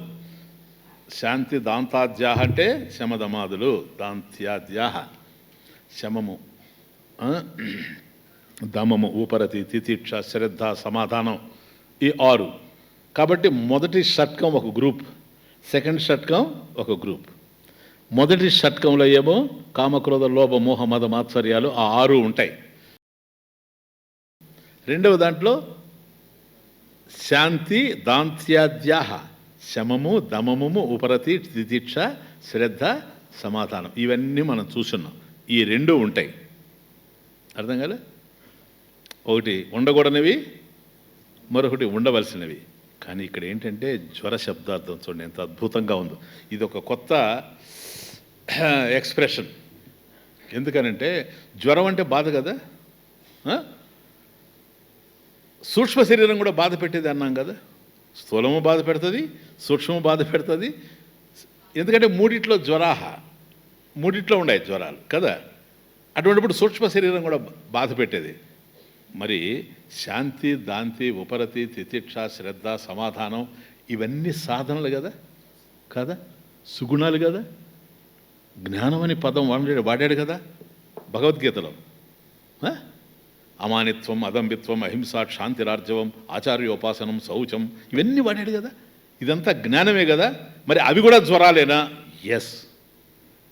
అది అంటే కూటస్థ చైతన్యం స్థాయిలో నుంచి ఆడికి తీసుకెళ్తాడు కనుక ఇప్పుడు ఏమంటాడంటే కామక్రోధాదయ శాంతి దాంత్యాద్యా లింగదేహగా జ్వరా. అది లింగదేహగా జ్వరా. లింగదేహానికి సంబంధించిన సూక్ష్మదేహానికి సంబంధించిన జ్వరాలు, దుఃఖాలు, బాధలు. అదేంటి స్వామీజీ మరి శాంతి దాంతి అవన్నీ కూడా శమదమ కరుణ సంపూర్ణానం సాధు సమాగమ సంకీర్ణానం చింతా నాస్తికలు అన్నారు కదా. మళ్ళీ జ్వరం చింత కదా. తమాషా చూడండి. శమదమ కరుణ సంపూర్ణానం సాధు సమాగమ సంకీర్ణానం చింతా నాస్తి కిల తేషాం చింతా నాస్తి కిల.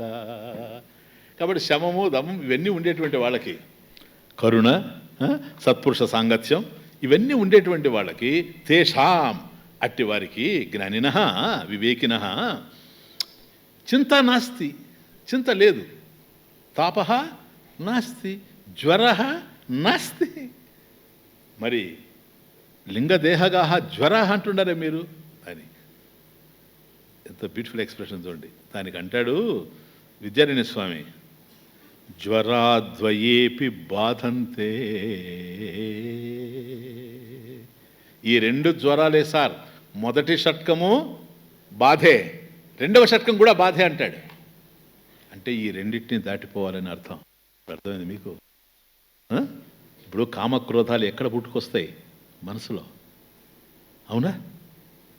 శాంతి దాంతి ఉపరతి ఎక్కడ అవన్నీ? ఇప్పుడు ఉపరతి అంటే ధర్మానుష్ఠానం. ధర్మానుష్ఠానం ఎక్కడ? ఆలోచన అవగాహన మనసులో. ఇవన్నీ మనసులోనే పుట్టుకొస్తాయి. కాబట్టి మనసులో ఏదైతే నీకు జరుగుతూ ఉందో అది నిన్ను దుఃఖానికి గురి చేసేది. వీటిలో డిఫరెన్స్ ఉండొచ్చు. ఒకటి బంగారు సంఖ్యలు కావచ్చు, ఒకటి ఇనుప సంఖ్యలు కావచ్చు, అంతే, ఇంకేం లేదు. 2 బంధించేటే కదా. ఇనుప సంఖ్యలైనా నిన్ను బంధిస్తుంది, బంగారు సంఖ్యలైనా కూడా నిన్ను బంధిస్తుంది. కానీ బంగారు సంఖ్యలో ఒక అవకాశం ఏంటంటే కనీసం ఆ బంగారు కోసమైనా ఎవడన్నా తీసుకోపోతే మనం విడుదలవుతాం.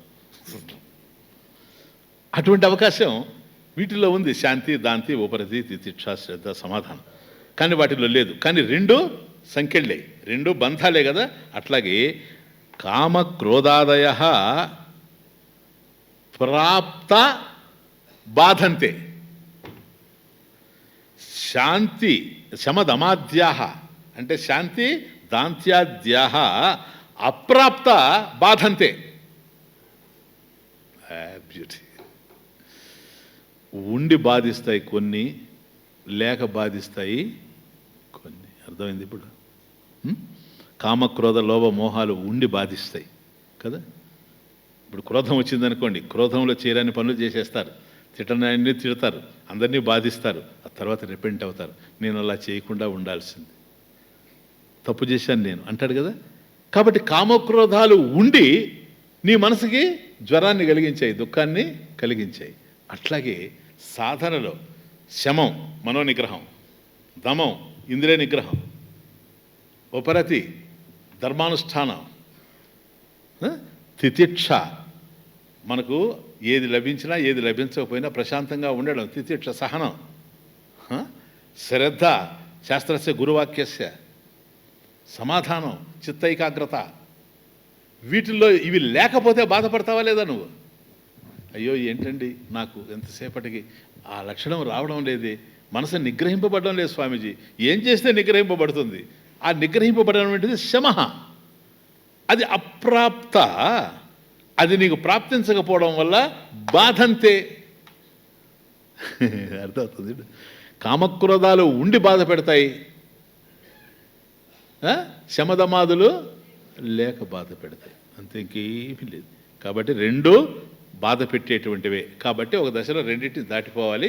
కాబట్టి ఇప్పుడు సూక్ష్మ శరీరంలో ఏవేవైతే ఉన్నావో అవి మనకు అర్థమైపోయినాయి ఇప్పుడు. ఓకే, స్థూల శరీరంలో ఏమున్నాయో డీటెయిల్గా తెలిసిపోయినాయి. సూక్ష్మ శరీరం వచ్చేటప్పటికి సూక్ష్మ శరీరంలో ఈ రెండు వర్గాలు ఏ విధంగా పనిచేస్తున్నాయో రెండు పక్షాలను కూడా మనం అర్థం చేసుకున్నాం. ఇంకా ఏముంది మిగిలి? ఎస్, కమాన్. స్వం పరం చ నవేత్యాత్మ వినష్ట ఇవ కారణే ఆగామి దుఃఖ బీజం చేతి ఏతదింద్రేణ దర్శితం. స్వం తనను, స్వం తనను, పరంచ మరియు ఇతరులను, నవేత్యాత్మ ఆత్మ నవేత్తి న జానాతి నవేత్తి. రెండింటినీ తెలుసుకోవడం లేదు. తనను తానున్నట్టు తెలియడం లేదు, మరొకడు ఉన్నట్టుగా తెలియడం లేదు. ఇది సుషుప్తి. స్వం పరంచ నవేత్తి ఆత్మ. కాబట్టి కారణ శరీరంలో తానున్నట్టు తనకు తెలియడం లేదు, తెలుస్తుంది. కానీ స్వప్నంలో తెలుస్తుంది. స్వప్నంలో నేను జాగ్రత్తలో ఫలానా వాడిని అనేది తెలియకపోవచ్చేమో, కానీ నేను రిక్షావాడిని అంటున్నాడు అక్కడ. స్వప్నంలో నేను రిక్షావాడిని అంటాడు. కాబట్టి వాడు రిక్షా తోలేవాడు, హీజ్ ఎ రిక్షా పుల్లర్ అని వాడికి అర్థమవుతా ఉంది. తానెవరో. అది నిజమాబద్ధం అనేది వేరే విషయం. అది నిజమాబద్ధం అంటే ఇది నిజమాబద్ధమా, అది వేరే విషయం. అంతవరకే మనం తీసుకుంటే వాడెవడో వాడికి తెలుస్తూ ఉంది.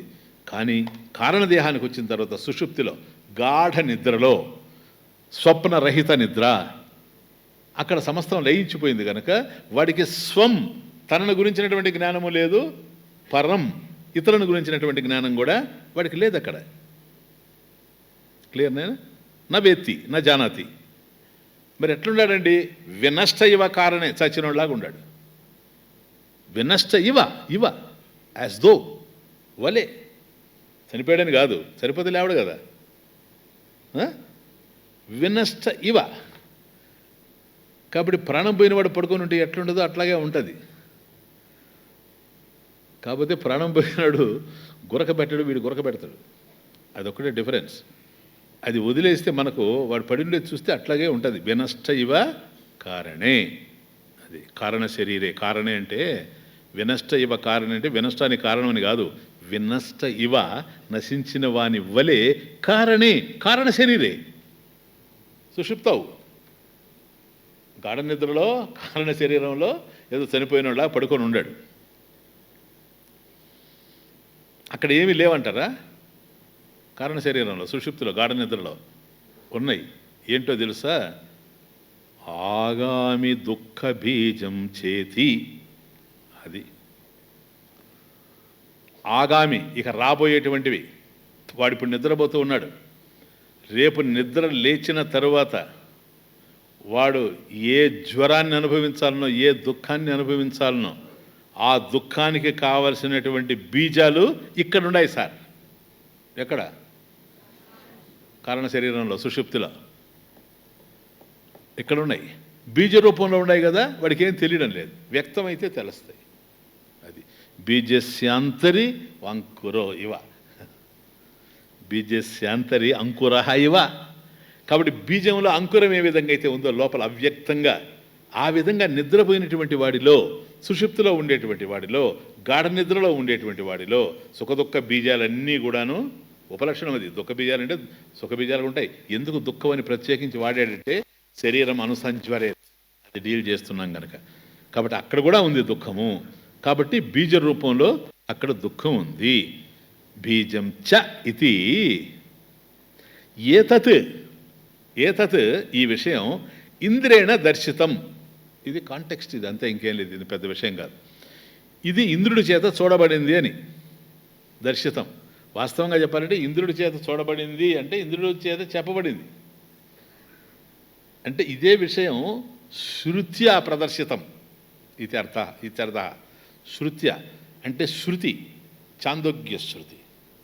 చాందోగ్యోపనిషత్తులో ఇంద్రుడు వచ్చి ఆయనకి జ్ఞానం బోధించినటువంటి ప్రజాపతికి, ప్రజాపతి అంటే బ్రహ్మదేవుడు ఇంద్రుడికి తత్వజ్ఞానాన్ని బోధించాడు. ఒకరోజు గురువుతో, ప్రజాపతితో మాట్లాడుతూ ఇంద్రుడు చాందోగ్యోపనిషత్తులో ఈ విషయాన్ని వ్యక్తం చేస్తాడు. గురుదేవ, నాకు ఇలా అర్థమైంది, ఆగామి దుఃఖబీజం అక్కడే ఉన్నట్టుగా నాకు అర్థమైంది అని ఇంద్రేణ ఏతత్ ఈ విషయం ఇంద్రేణ దర్శితం, ఇంద్రుడి ద్వారా చెప్పబడింది. ఇది చాందోగ్యోపనిషత్తు అనేది ఊరికే కాంటెక్స్ట్ ఇవ్వడం, అంతకన్నా ఇంకేం లేదు ప్లీజ్. కాబట్టి ఇది అంటే ఏముంది అక్కడ? దుఃఖ బీజాలు ఉన్నాయి, దుఃఖం లేదు. దుఃఖం ఉందా? దుఃఖం లేదు. దుఃఖ అభావ, దుఃఖం లేదు. అందువల్ల నేను నిద్ర లేచిన తర్వాత అహం కిమపి నా జానామి సుఖేనమయ నిద్రానుభూయాత్. చూసారా, అది పదం. సుఖేనమయ నిద్రానుభూయాత్. హాయిగా నిద్రపోయానండి, ఆనందంగా నిద్రపోయానండి, సుఖంగా నిద్రపోయానండి, మేలుకున్న తర్వాత చెప్తాడు. అది వాడి అనుభూతి అక్కడ. కాబట్టి అక్కడ దుఃఖం లేదు. దుఃఖం లేదు కానీ దుఃఖ బీజాలు ఉన్నాయి. క్లియర్? దుఃఖం లేదు కానీ దుఃఖ బీజాలు ఉన్నాయి. కాబట్టి నిద్రపోయేంత వరకు వాడికి దుఃఖం లేకపోవచ్చు, దాన్నే వాడు సుఖం అనుకోవచ్చు. వాస్తవానికి సుఖం లేదు అక్కడ. ఏమీ తెలియకుండా ఉండే దాంట్లో సుఖం ఎక్కడి నుంచి వస్తుంది? ఏమీ తెలియడం లేదంటే వాడికి దుఃఖం లేదు. ఆ దుఃఖం లేనిటువంటి దాన్నే సుఖం అనుకుంటున్నాడు. ఎందుకని?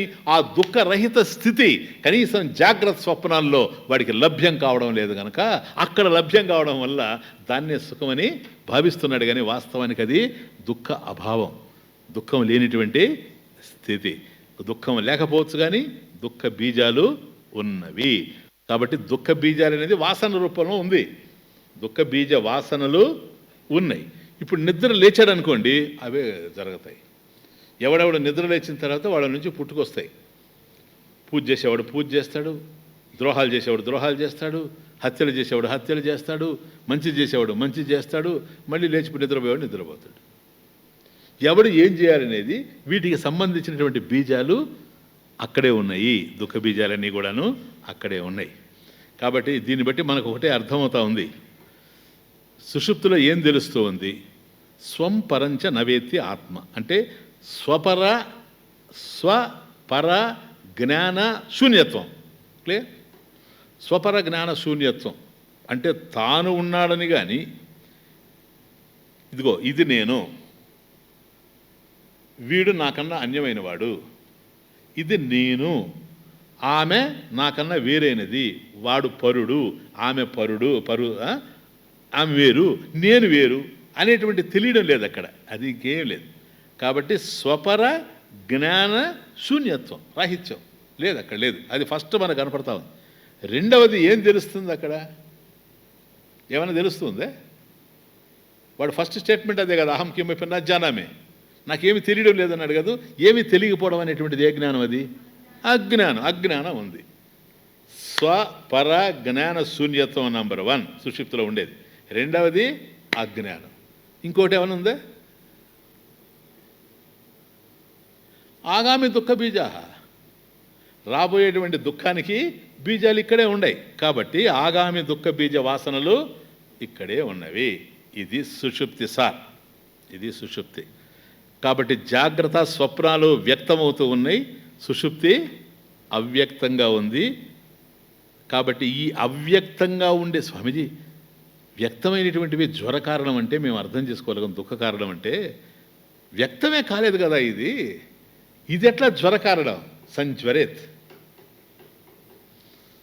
శరీరం అనుసంజ్వరేత్. శరీరం అన్నప్పుడు 3 శరీరాలు వచ్చేసాయి కదా, అటువంటిప్పుడు సుషుప్తి కూడా చేరిపోయింది కదా, కారణ శరీరం కూడా చేరింది. కారణ శరీరం అవ్యక్తం, స్థూల సూక్ష్మాలు వ్యక్తం. వ్యక్తమైన వాటిల్లో జ్వరం వ్యక్తం అవుతుందంటే దుఃఖం అర్థం ఉంది. అసలు ఇది వ్యక్తమే కాలేదు, అవ్యక్తం. అవ్యక్తమైనటువంటి వాటిలో మీకు జ్వరం ఎక్కడ వ్యక్తం అవుతా ఉంది?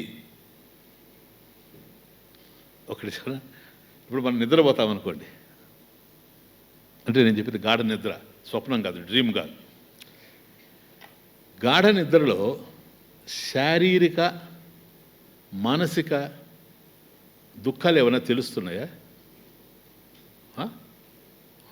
నీకు గోరు చుట్టూ వచ్చి బ్రహ్మాండంగా నేను బాధ పెడుతుంటే కూడా గోరు చుట్టూ విట్లో మహాప్రాణం తీస్తుంటుంది అది. నువ్వు ఏదో మళ్ళీ మాత్ర ఏదో వేసుకుంటావు, తగ్గదు. పెయిన్ కిల్లర్ కూడాను, సెడేషన్కి ఏదో తీసుకుంటే నిద్రపోతావు. అప్పుడు నీకు నొప్పి ఉన్నదని తెలుస్తుందే. నిన్న ఎవరో నిన్ను మోసం చేశారు, చాలా డబ్బు పోగొట్టుకున్నావు, అదంతా దుఃఖపడుతూనే ఉన్నావు, నిద్ర రాలేదు. ఏదో ఇంజక్షన్ వేసుకుని నిద్ర వచ్చింది. ఇప్పుడు వాళ్ళు మోసం చేశారని నీకు తెలుస్తుంది లోపల? లేదు. కాబట్టి శారీరక దుఃఖాలు నీకు తెలియడం లేదు, మానసిక దుఃఖాలు కూడా నీకు తెలియదు. అంటే ఆ బాధలు నీకు లేవు. లేవగానే వస్తాయా రావా అంటున్నాను. నిద్ర లేచాడు అనుకోండి, మధ్యలో లేచినా కూడాను, మధ్యలో 1 గంటకి నిద్ర లేచాడంటే ఇది నొప్పి తెలుస్తూ ఉంటుంది, అది లోపల కలత పెడతానే ఉంటుంది, జరిగిందే నా జీవితంలోని. కాబట్టి నువ్వు నిద్ర లేవగానే, అంతవరకు లేనిట్లో ఉన్నవి నిద్రలో లేవగానే వచ్చేస్తాయి కదా, అవునా? వస్తాయా? ఉన్నాయి వస్తాయా, లేని వస్తాయా? అయితే ఉన్నాయి. సింపుల్ రీజన్, అది లాజిక్ హ్యాండిల్ చేసే పద్ధతి ఇది. How to handle the argument, this is the way. ఇప్పుడు అక్కడ ఉన్నాయి కదా, అక్కడ లేకపోతే రావు కదా, నీకు ఉన్నాయి. అదే కదా ఆయన చెప్పేది. పాపం ఆగామి దుఃఖ బీజం చేతి. కాబట్టి రాబోయేటువంటి దుఃఖానికి సంబంధించిన బీజాలన్నీ కూడా ఇక్కడ ఉన్నాయి కనుకనే వస్తూ ఉన్నాయి, లేని వచ్చేటువంటి అవకాశం లేదు. కాబట్టి ఇక్కడికి స్థూల సూక్ష్మ కారణ, నేను బాగా అర్థం చేసుకోండి, ఈ 3 దేహాల్లో ఏముంది? జ్వరాహ, దుఃఖాలు 3 దేహాల్లో ఉన్నాయి. ఆ 2 వ్యక్తమైన, ఇది వ్యక్తం కాకపోయినా కూడాను 3 కూడాను సంతాపాలు ఉన్నవి. కాబట్టి 2 బాగా మన అనుభవానికి వస్తూ ఉన్నాయి. 3వది అనుభవానికి రావడానికి సిద్ధంగా బీజ రూపంలో ఉంది, సీడ్ ఫామ్లో ఉంది. క్లియర్? కాబట్టి సీడ్ ఫామ్లో ఉన్నది కనుక ఉన్నదే వస్తుంది, అంతే. అది క్లియర్? కమాన్. ఏతే జ్వరాః శరీరేషు త్రిషు స్వాభావికామతాః వియోగే తు జ్వరైస్తాని శరీరాణ్యేవ నాసతే. ఏతే జ్వరాః, ఈ దుఃఖాలు, ఏ దుఃఖాలు? శరీరేషు త్రిషు శరీరేషు, ఈ 3 దేహాల్లో, స్థూల సూక్ష్మ కారణ దేహాలలో, అది 3 శరీరాలలో, త్రిషు శరీరేషు ఏతే జ్వరాహ, ఇప్పుడు మనం చూసినటువంటి దుఃఖాలు ఏవైతే ఉన్నాయో, సంతాపాలు ఏవైతే ఉన్నాయో అవి స్వాభావికాః మతాః. అది స్వాభావికాః మతాః. ఇవి సహజాః, కలిసి పుట్టాయి సార్. ఇవన్నీ కలిసి పుట్టాయి. మనం జన్మకు రావడంలోనే కలిసి వచ్చాయి. మధ్యలో మనం ఏరుకున్నవేమి కాదు ఇవన్నీ. ఇప్పుడు ఇక్కడ దుఃఖం అనుభవిస్తున్నంటే గత జన్మలో చేసినటువంటి కర్మలే.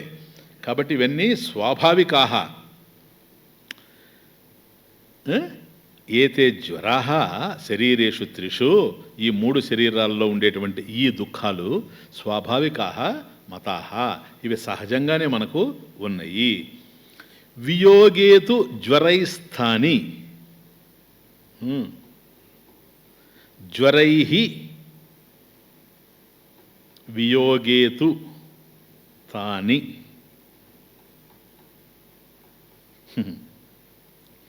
ఈ శరీరాలని గనక తాని శరీరాన్ని జ్వరైః ఆ దుఃఖాల నుండి వియోగేతు వేరు చేసినట్లయితే, అంటే శరీరాలు దుఃఖాలు ఉన్నాయని అర్థం చేసుకున్నాం కదా నాయన.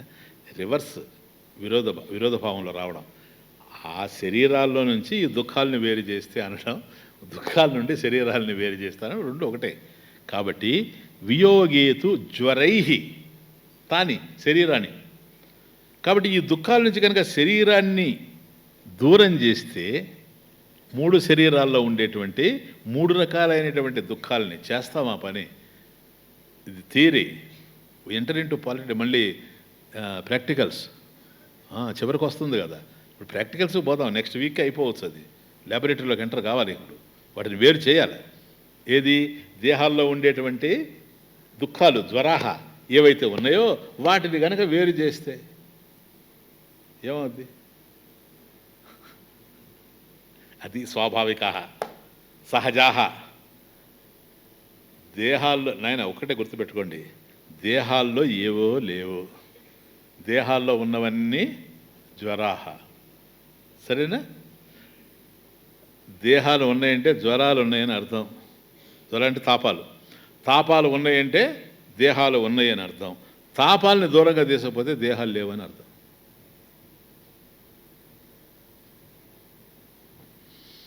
భోక్త పోయినాడు, అవునా? ప్రపంచం పోయింది.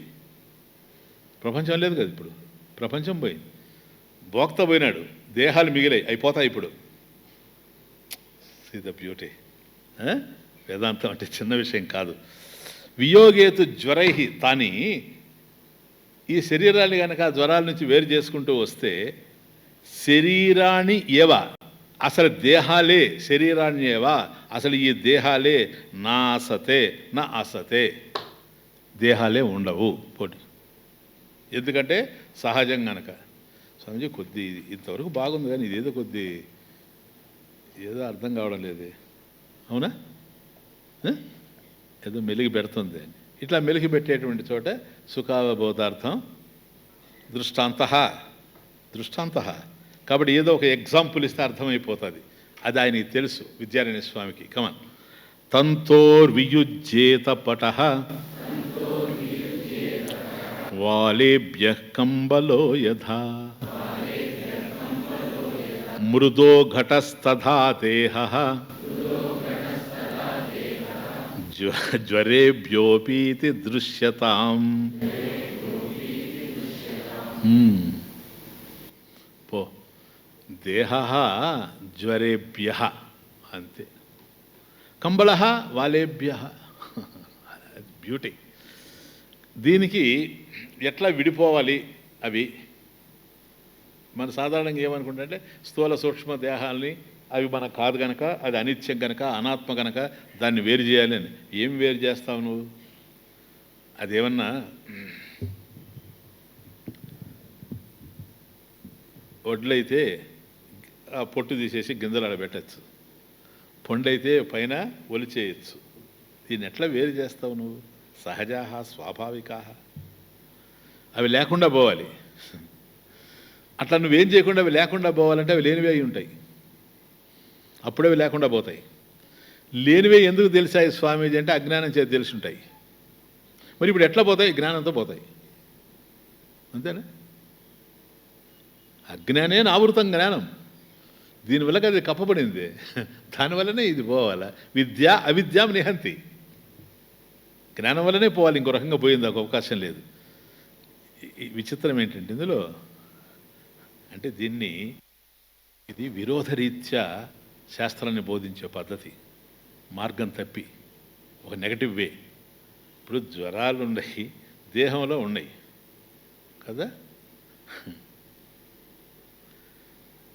దేహాల నుంచి కనుక జ్వరాలు వేరైపోతే స్వామీజీ, తాపాలన్నీ వేరైపోతే హాయిగా ఉంటుంది అని కదా చెప్పాలా. రివర్స్లో పోతున్నాడు. జ్వరాల నుండి కనుక దేహాన్ని వేరు చేస్తే దేహాలు ఉండవండి. ఎంత విచిత్రంగా ఉందో ఇది. అంటే జ్వరాలు ఉండకపోవడం కాదు మనకు కావాలా, దేహాలే ఉండకపోవాలా. జ్వరాలు లేవనుకోండి, అంటే దుఃఖాలు లేవనుకోండి, మళ్ళీ వస్తాయి రేపు ఉదయం. చుట్టాలు పోతే అట్లే పోతారు, రారా?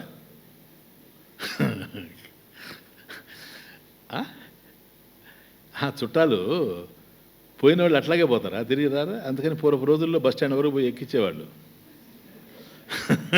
మళ్ళీ మధ్యలో వస్తాడేవాళ్ళు.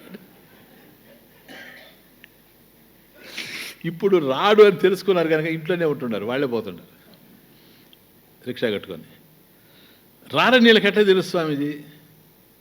వచ్చాడనుకో రేపు వీళ్ళు పోయి అట్లాగే ఉంటారు కదా, అది అతనికి ఇష్టం లేదు, అందుకని మన ఇంటికి రాడు. చాలా పెద్ద లాజికల్ అండి ఇదంతా. దీన్నంతా కలిపి గృహస్థాశ్రమం హెడ్డింగ్, గృహస్థాశ్రమము, సరేనా? అది కాబట్టి పోయినటువంటి వాడు వస్తాడు. జబ్బులు కనుక పోతే, దుఃఖాలు కనుక పోతే మళ్ళీ రావచ్చు. శరీరాలే పోతే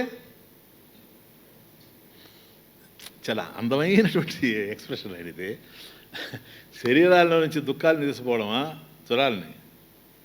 జ్వరాలకు శరీరాలను దూరంగా తీసుకోవడమా, రెండోటిగానే కనపడతా ఉన్నాయి.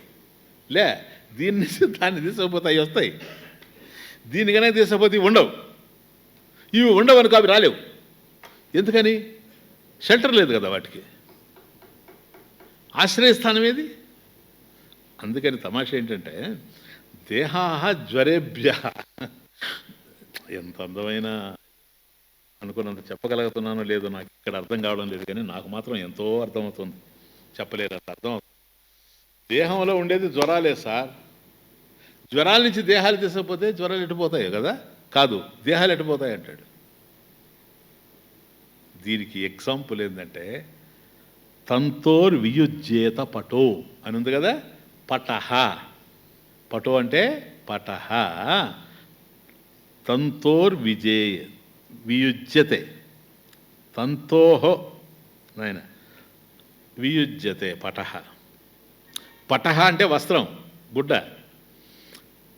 గుడ్డలో ఏముండాయి చెప్పండి? దారాలే కదా, అన్నీ పొడుగు ప్యాకే కదా, నేసాడు కదా, అంతా ఒకటే కదా దారం. ఇది దారమే, అది దారమే. ఒక దారాన్ని పట్టుకొని లాగేశాడు అనుకోండి, మొత్తం వస్త్రం ఉంటుందే. వస్త్రం, అది తమాషా, బ్యూటిఫుల్. వస్త్రంలో ఉన్నదంతా దారమే, తంతువు. అర్థం కాలే? వస్త్రంలో ఉన్నదంతా తంతువుని తీసేస్తే, మొత్తం తీసేసాడు అనుకోండి తంతువుని, దారం అంతా, అప్పుడు వస్త్రం ఉంటుందే? ఉండదు కదా. వాలేభ్య కంబళ యథా, వాలేభ్య కంబళ, కంబళ అంటే గొంగళి, పైన వేసుకుని ఉంటుంది చూడండి గొంగళి. దాన్ని ఈ గొర్రె వెంట్రుకలు ఉంటాయి చూచారు, రోమాలు, గొర్రె రోమాలు, వాటితో తయారు చేస్తారు, సరేనా? అవి వాలేభ్య. ఇప్పుడు ఆ కంబలిలో ఉన్నదంతా ఏంటి చెప్పండి? ఏముంది కంబల్లో? నువ్వేం కట్టుకున్నావని నేను అడగడంలే, కంబల్లో ఏముంది అంతే. వాలేభ్య కంబళ, అంతేనా? వాలేభ్య, ఈక్వేషన్ తమర్చుకోండి. వాలేభ్య కంబళ, జ్వరేభ్య దేహ. కాబట్టి ఆ గొంగళిలో ఉన్నవన్నీ కూడాను రోమాలే, ఇంకేమీ లేవు. ఆ రోమాలు తీసేయగానే గొంగళి ఉండదు. అదే ఆడ వస్త్రంలో ఉన్నదంతా దారమే, దారం అంతా లాగేస్తే వస్త్రం లేదు. మృదో ఘట. కుండలో ఉన్నదంతా మట్టే. మట్టి అంతా తీసి పడేస్తే కుండ అదృశ్యం. ఉపాదానం పోతా ఉంది కదా, ఉపాదానం పోతుంది కదా మెటీరియల్. మృదో ఘట. కాబట్టి కుండలో కుండంతా కూడాను మట్టే గనక మట్టి అంతా కుండలో నుంచి తీసేస్తే కుండ ఉందా? లేదు కదా. తదా అట్లాగే దేహో జ్వరేభ్య. అది దేహ జ్వరేభ్య కంబళ వాలేభ్య. కాబట్టి ఎప్పుడైతే గొంగలిని రోమాలతో తయారు చేశారో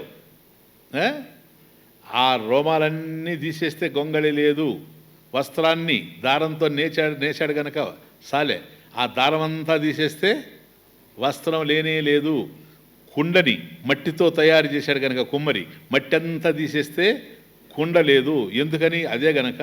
కాబట్టి దేహము జ్వరేభ్య, జ్వరాలతో నిండిపోయింది గనక జ్వరాలన్నీ తొలగించేసేస్తే దేహాలు. Any doubt? క్లారిఫై చేస్తా చెప్పు. అంతే, ఎక్కేలేదు, ఉండడానికి అవకాశం లేనే లేదు. ఇది కాబట్టి దేహం ఏదైతే మనకు తెలుస్తూ ఉందో ఇది నువ్వు అయ్యేందుకు అవకాశం లేదు. That is the beauty. ఎందుకని ఇట్లా ఎందుకని ఒక్కొక్కటి తీసుకొని పోవాల్సి వస్తుందంటే ఒక్కొక్క దశలో అది నేను అంటూ వచ్చావు గనక. 3 దేహాలు కలిపి నేనని ఎవడు అనలేదు ఇప్పటి వరకు. స్థూలోహం కృషోహం అన్నప్పుడు నేను సన్నగా ఉన్నాను అంటే మనసు కాదు సన్నగా ఉండేది, అది దేహం. అక్కడ కేవలం స్థూల దేహం అని అర్థమవుతా ఉంది.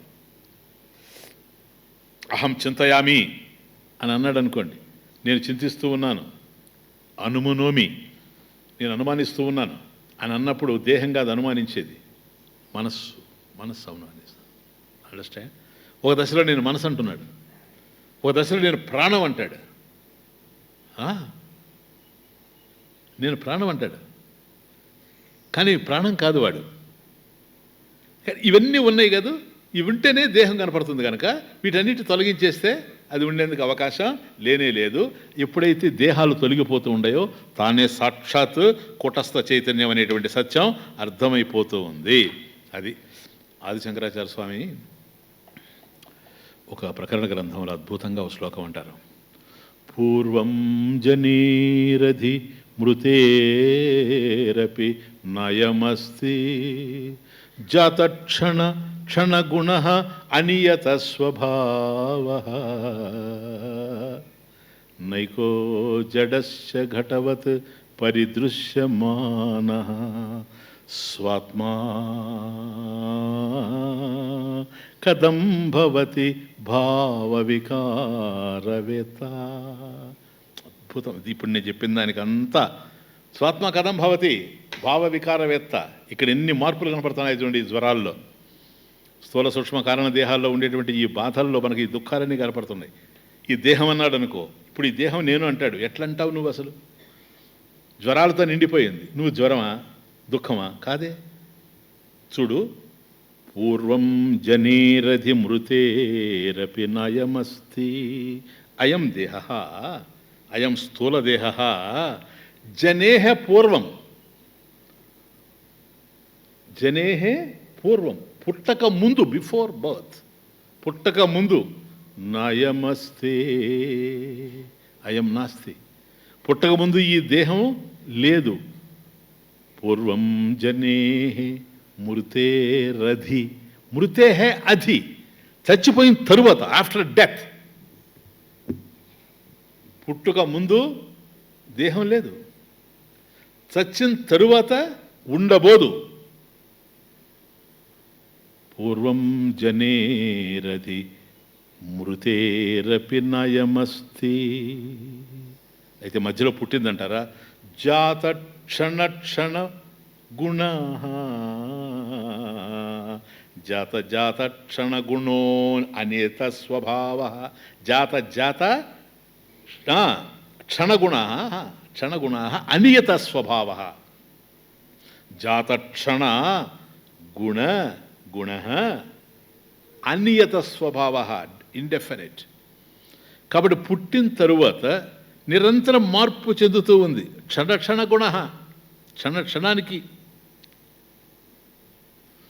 The physical body keeps on changing all the time, every moment. నువ్వు గాలి పీల్చుకొని గాలి వదిలితే దేహంలో మార్పు వస్తావు. మార్పు అనేది ఒక్కసారి రాదు, ఒకసారి వచ్చినట్టుగా నువ్వు చూస్తావు. ఒక 2 సంవత్సరాల తర్వాత వచ్చి నన్ను చూస్తావు, స్వామీజీ మీరు ఇలా మారారంటావు. నేను నిన్ను అలాగే అంటాను. కానీ అట్లా కాదు జరిగేది.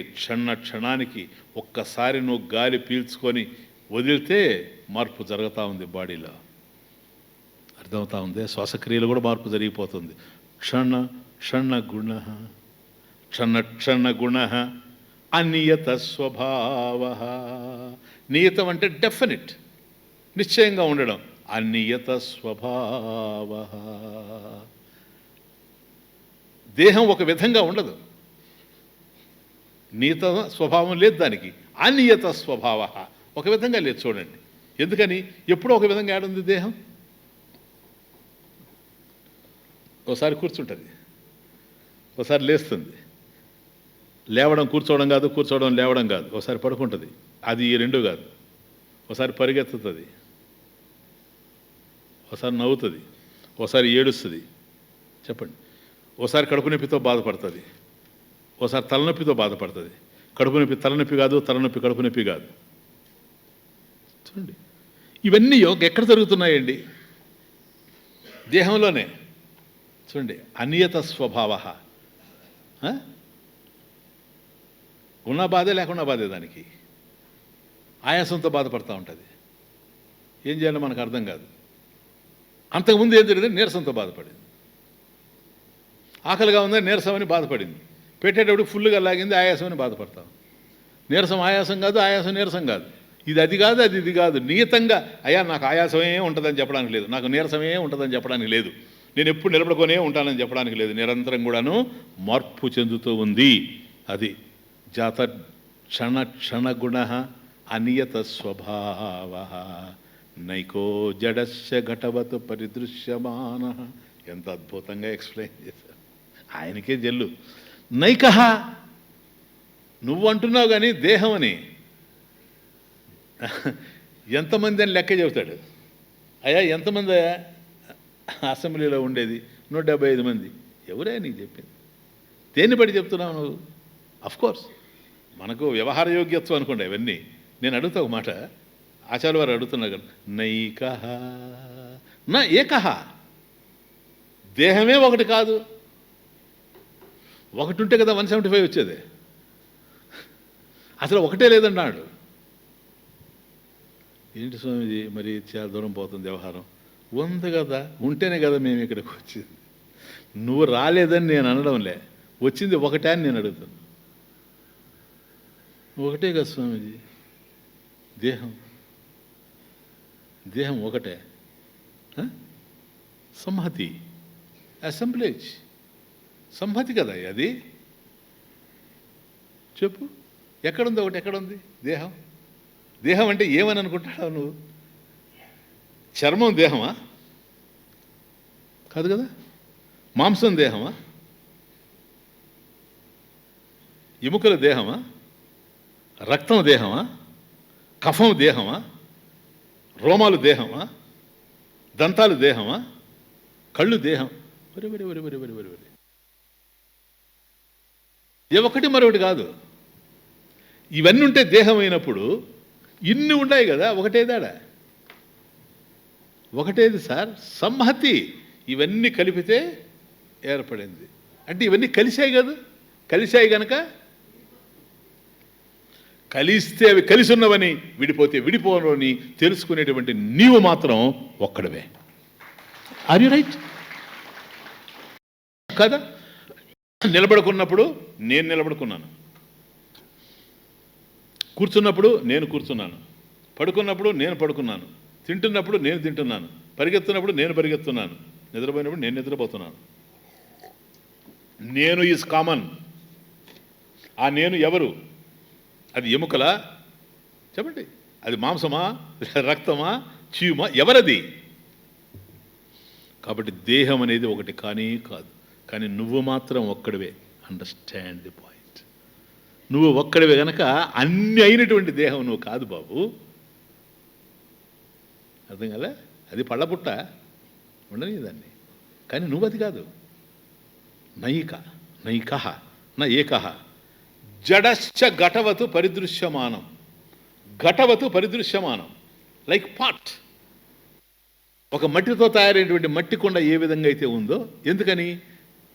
That clay pot is the object of your senses perception. నీకు అది దృశ్యం కదా. ఘటద్రష్ట ఘటాత్ భిన్న, దేహద్రష్ట దేహాత్ భిన్న. దీనికన్నా కూడా నువ్వు అన్యంగానే ఉండవు కదా, కాదా? ఇప్పుడు చెప్పు. నైకో జడశ్చ, అది పాయింట్. నా ఏకః, ఒకటి కాదు, జడః.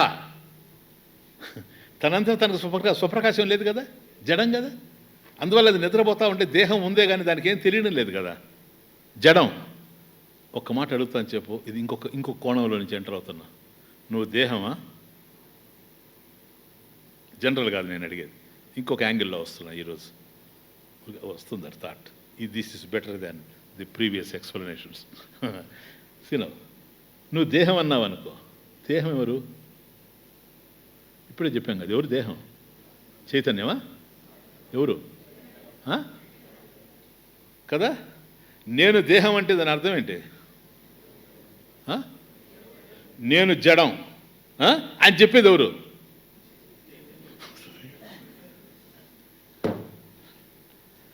నువ్వు చెప్తున్నా మాట, స్వామీజీ చెప్పు నాయనా, నేను జడము స్వామి. నేను అయ్యా జడము మాట్లాడలేదు స్వామి. జడం ఎట్లా చెప్తుంది స్వామి? ఎంత కాంట్రడిక్షనో చూడండి. నేను దేహము అని అంటే ఆ మాట అనడం కన్నా నేను బండ అని చెప్పచ్చు. ఎందుకని? బండ జడము. కాకపోతే నీ పేరు పెట్టుకో బండరాముడు అని, నాకేం బాధలేదు. కానీ బండ లాంటి వాడిని అని అర్థం, జడం నేనని అర్థం.